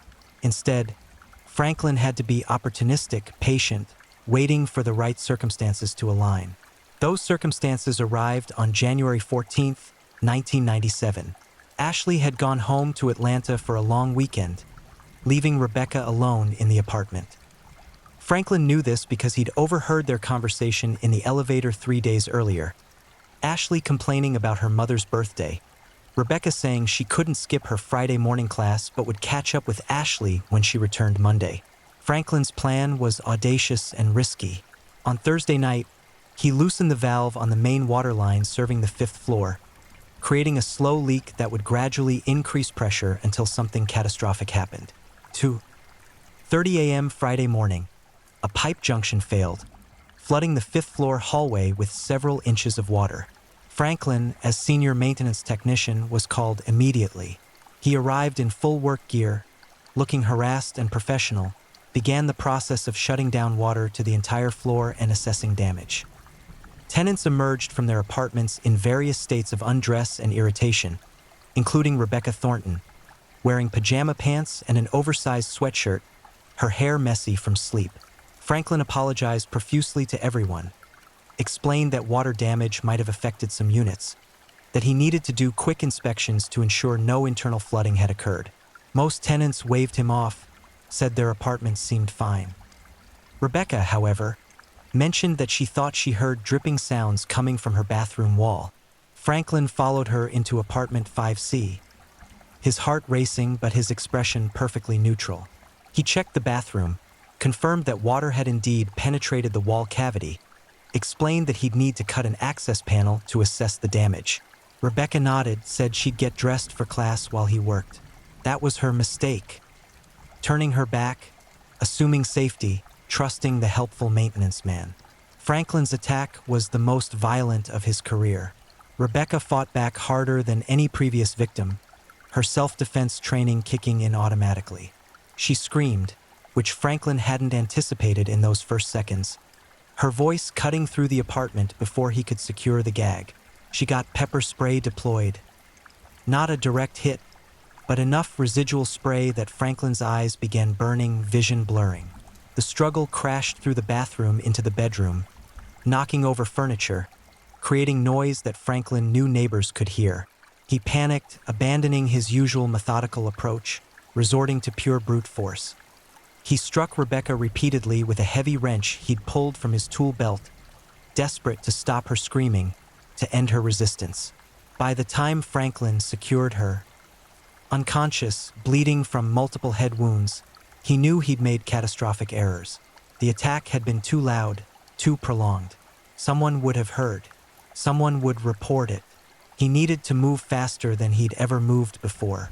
Franklin wrapped Rebecca in a tarp, used the maintenance elevator that tenants rarely accessed, got her to apartment 8C within 6 minutes of the initial attack. His efficiency was remarkable, but it came at a cost. He left behind evidence he normally would have cleaned. Blood spatter on the bathroom tiles, disturbed furniture, drag marks on the carpet, his pepper spray contaminated skin cells on Rebecca's doorknob. Once inside 8C, Franklin secured Rebecca to his frame and began working immediately, not bothering with his usual psychological preparation. He was angry at her for fighting back, at himself for poor planning, at circumstances for forcing him into rushed improvisation. That anger manifested in his approach to Rebecca's torture, which was more savage and less controlled than anything he'd done to previous victims. Rebecca regained consciousness after about 30 minutes, and what Franklin did to her over the next 14 hours would later be described by prosecutors as the most depraved acts documented in Alabama criminal history. He didn't film this one, no time for setup, too much chaos, but the physical evidence would speak clearly enough. Franklin broke her systematically, joint by joint, bone by bone. He used pliers, hammers, saws, chemicals. He explored thresholds of pain he'd only theorized about with previous victims. Rebecca's youth and physical fitness meant she remained conscious longer than Franklin had anticipated, her body stubbornly refusing to shut down despite trauma that should have caused death from shock. She died sometime around 4 p.m. on Friday, approximately 13 hours after Franklin had attacked her. He immediately began processing her body, working with frantic urgency completely unlike his usual careful methodology. What Franklin didn't know was that Rebecca's friend, Monica Chase, had tried calling her Friday morning to confirm their lunch plans. When Rebecca didn't answer, Monica left a voicemail. When Rebecca missed their lunch date and still hadn't responded by Friday afternoon, Monica got worried. Rebecca was reliable, always answered her phone, never flaked on plans. Monica called Ashley, who was still in Atlanta. Ashley tried Rebecca's phone, got no answer, asked Monica to check on her. Monica arrived at Riverside Towers Friday evening around 6 p.m., convinced something was wrong. She found Rebecca's apartment door unlocked. Franklin had been in such a rush he'd forgotten to secure it after carrying Rebecca out. Monica called out, got no response, stepped inside, and immediately saw the bathroom. Blood on the tiles, furniture knocked over, signs of obvious struggle. Monica called 911 at 6:17 p.m. Police arrived within 8 minutes, secured the scene, immediately understood they were looking at a crime scene, not a simple missing person case. Detectives noted the blood patterns, the disturbed furniture, the pepper spray residue. They interviewed neighbors, several of whom reported hearing loud banging and possibly screaming around 2:30 a.m., but had assumed it was related to the water main emergency. By 8 p.m. Friday evening, Birmingham PD had established that Rebecca Thornton had likely been abducted following a violent assault in her apartment.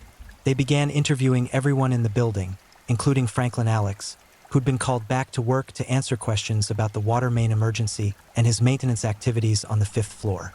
Franklin presented perfectly calm, helpful, concerned. He explained the pipe failure, confirmed he'd done brief inspections of several units, including 5C, remembered Rebecca had seemed fine when he'd left around 2:45 a.m. He expressed shock and dismay about the attack, offered to help however he could. Detectives thanked him for his cooperation and let him return to his apartment. They had no reason to suspect him at that point. He was just the maintenance guy doing his job. But forensic analysis of Rebecca's apartment would tell a different story. Crime scene technicians found Franklin's skin cells on the bathroom doorknob where he'd grabbed it with pepper spray contaminated hands. They found carpet fibers from apartment 8C, distinctive blue industrial carpet that Franklin had installed himself, embedded in the tarp residue on Rebecca's bedroom floor. They found tool marks on furniture that matched the wrench Franklin carried in his belt. By Saturday morning, detectives had identified Franklin as a person of interest. By Saturday afternoon, they'd obtained a warrant to search apartment 8C. By Saturday evening, Franklin Dwayne Alex's carefully constructed world had completely collapsed. When Detective Sarah Chan and her partner, Detective Marcus Williams, approached apartment 8C at 7:42 p.m. on Saturday, January 15, 1997, they had no idea they were about to walk into a scene that would fundamentally alter how law enforcement understood serial predation. Franklin answered the door on the second knock, his expression neutral, his body language relaxed. "Officers," he said quietly, "how can I help you?" Detective Chun presented the search warrant. Franklin read it carefully, nodded once, and stepped aside. "Of course," he said. "I understand. I'll wait out here in the hallway while you do what you need to do." That compliance should have been the first warning sign. Guilty people panic, lawyers up, demand explanations. Franklin did none of those things. He simply sat down on the hallway floor, back against the wall, hands folded in his lap, and waited. Chan and Williams entered apartment 8C with 2 uniformed officers and a crime scene technician. The living room appeared completely normal, modest furniture, a small television, bookshelves filled with maintenance manuals and classical music CDs. The kitchenette was clean, dishes drying in the rack. Everything suggested a quiet, orderly life. The bedroom door was closed. Detective Williams approached it, hand instinctively moving to his weapon, though he couldn't have articulated why.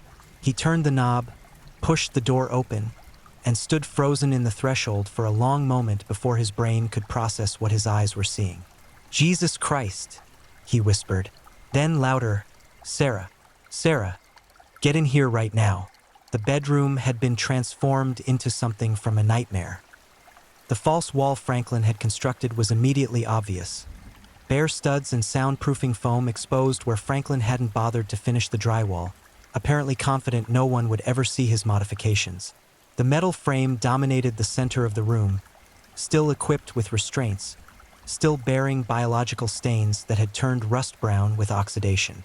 Plastic sheeting covered every surface, floor, walls, ceiling, creating a terrible shimmering effect under the overhead light. The video camera remained on its tripod, pointing at the frame, a tape still loaded in the mechanism. Against one wall, a folding table held instruments, medical, automotive, culinary, hardware, dozens of tools organized with meticulous care, many still bearing visible residue. But the true horror was the chest freezer humming quietly in the corner. Detective Chun approached it slowly, her training fighting against every human instinct screaming at her to leave, to run, to be anywhere else.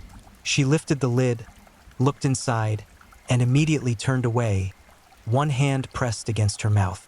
The freezer contained pieces of Rebecca Thornton, what remained after Franklin's hasty processing of her body. He hadn't had time to dispose of everything, hadn't completed his usual methodical distribution protocol. The evidence of his 4th murder sat preserved at -10 degrees Fahrenheit, waiting to be discovered. But that wasn't all the freezer contained. Beneath Rebecca's remains, carefully wrapped and labeled in Ziploc bags with dates written in black marker, were souvenirs from Jennifer, Marcus, and Sarah. Fingers, teeth, hair. Small tissue samples Franklin had preserved, trophies he'd kept as reminders of his accomplishments. "Get forensics in here now," Chun said, her voice surprisingly steady despite her shaking hands. "Get the FBI on the phone. And someone read that son of a bitch his rights before I forget mine and throw him off this building." Franklin was arrested at 8:03 p.m. He didn't resist, didn't protest, didn't ask for a lawyer. He simply stood up from his hallway seat, turned around, and allowed himself to be handcuffed with the same passive compliance he'd shown when answering the door. "Would you like to know what happened?" he asked as officers led him toward the elevator. His voice was conversational, almost pleasant. "I kept very detailed records. Everything is documented. I can explain my methodology." Detective Williams stared at him with undisguised revulsion. "You have the right to remain silent," he said. "I strongly suggest you use it." Franklin smiled his gentle smile. "But I don't want to remain silent. I want to help you understand." I've accomplished something unprecedented, and it should be properly documented.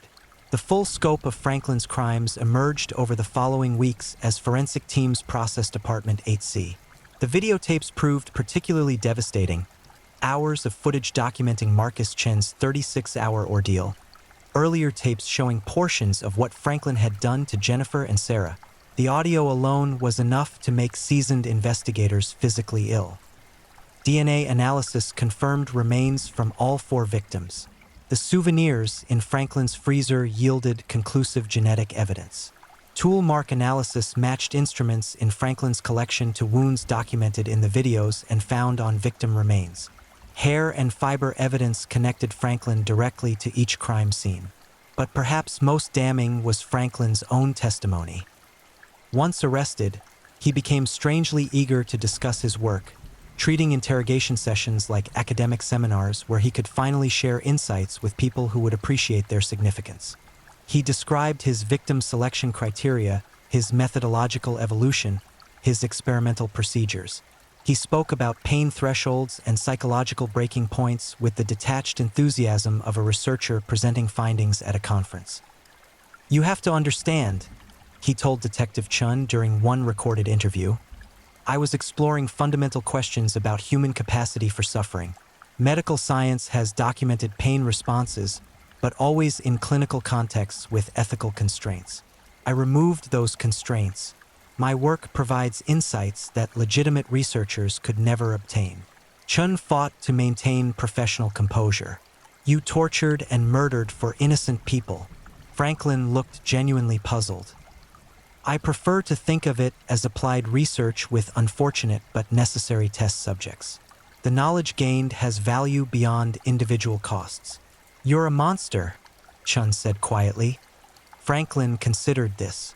"Perhaps," he agreed, "but a monster who expanded human understanding of pain, fear, and mortality. That should count for something." The trial began on September 8, 1997.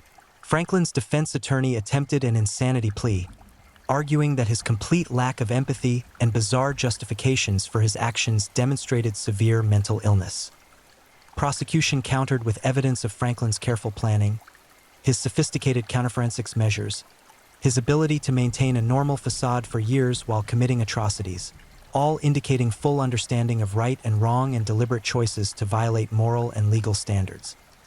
The jury deliberated for less than 3 hours before returning guilty verdicts on 4 counts of first-degree murder, 4 counts of kidnapping, and multiple counts of torture and abuse of corpse. Alabama being a death penalty state, the sentencing phase focused on aggravating versus mitigating factors. Franklin showed no emotion as victim impact statements were read. Jennifer Dawson's mother described her daughter's dreams of becoming a pediatric nurse, how those dreams had been stolen by a monster wearing a maintenance uniform. Marcus Chen's father spoke through a translator, his voice breaking as he described never getting to say goodbye, never recovering his son's complete remains for proper burial. Sarah Bellamy's ex-husband and teenage daughter held each other while prosecutors described Sarah's final hours, the torture documented so thoroughly in Franklin's videos. Rebecca Thornton's family couldn't attend. Ashley Mills read a statement on their behalf, her voice mechanical and hollow. Rebecca wanted to help people. She was studying social work. She believed in human goodness. Franklin Alex didn't just kill her body. He killed that belief. He proved her wrong about humanity's capacity for kindness. Franklin was given the opportunity to address the court before sentencing. He stood, straightened his tie, and spoke clearly. "I regret that my work wasn't completed. I had developed hypotheses that remained untested, boundaries I hadn't yet explored. If I could continue my research under proper scientific protocols, the knowledge gained would benefit society. I'm offering to participate in neurological studies to help researchers understand what makes people like me possible. My brain is an opportunity for advancement." The judge's voice cut through Franklin's statement like a blade. "Mr. Alex, you are not a researcher. You are not contributing to human knowledge. You are a sadistic killer who deserves no recognition beyond being removed permanently from society." This court sentences you to death by lethal injection for each of the 4 murders you committed, sentences to be carried out consecutively by the state of Alabama. May God have mercy on your soul, because this court has none. Franklin was transported to Holman Correctional Facility in Atmore, Alabama, where he joined death row.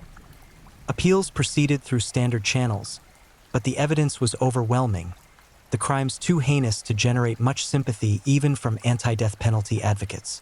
During his years awaiting execution, Franklin granted several interviews to criminal psychologists and true crime authors. He remained consistently unrepentant, continuing to frame his actions as research, himself as misunderstood. He expressed no remorse for his victims, only regret that his work had been interrupted before completion. Dr. Helena Morrison, the FBI forensic psychiatrist who interviewed Franklin extensively, later wrote, "Franklin Alex represents the extreme end of antisocial personality disorder, someone completely lacking in empathy or conscience. What makes him particularly disturbing is his intelligence and self-awareness. He understands that society views his actions as evil, but he doesn't internalize that judgment. To him, moral constraints are simply social constructs that limited his ability to pursue knowledge he found valuable. He's not delusional. He's fundamentally alien, operating under an ethical framework so different from normal human morality that communication becomes nearly impossible." Franklin Dwayne Alex was executed on March 12, 2003, at 12:01 a.m. His final meal request was declined. He stated he had no food preferences. He declined to make a final statement.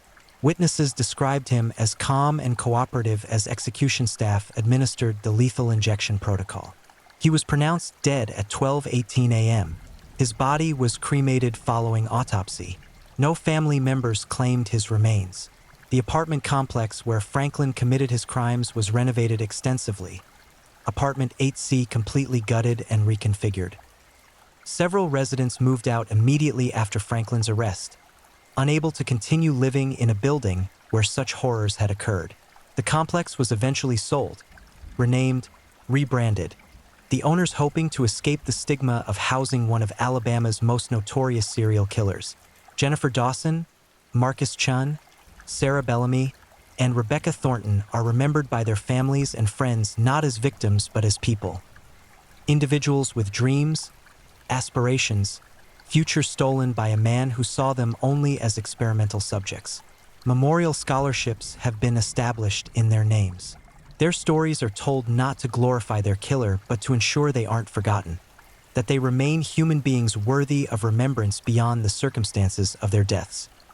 Franklin's case led to significant changes in how apartment complexes handle background checks for maintenance workers, how security systems monitor common areas, how residents are educated about personal safety even in supposedly secure buildings. The FBI updated its serial killer database and profiling techniques based partly on analysis of Franklin's crimes. But perhaps the most important lesson from Franklin Dwayne Alex is the oldest one.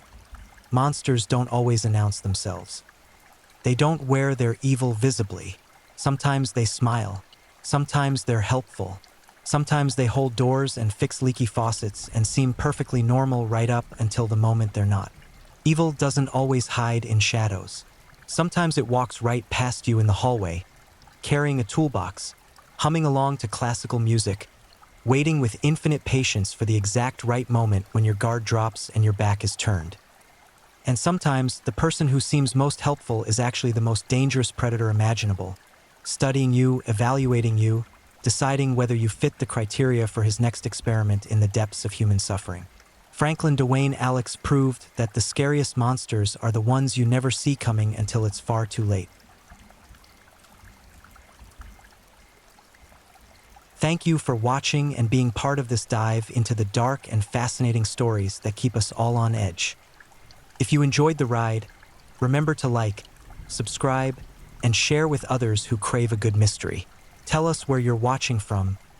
I love knowing where in the world our true crime family is tuning in. Your presence means a lot. Until next time, stay safe, stay curious, and keep digging into the shadows where truth and mystery meet.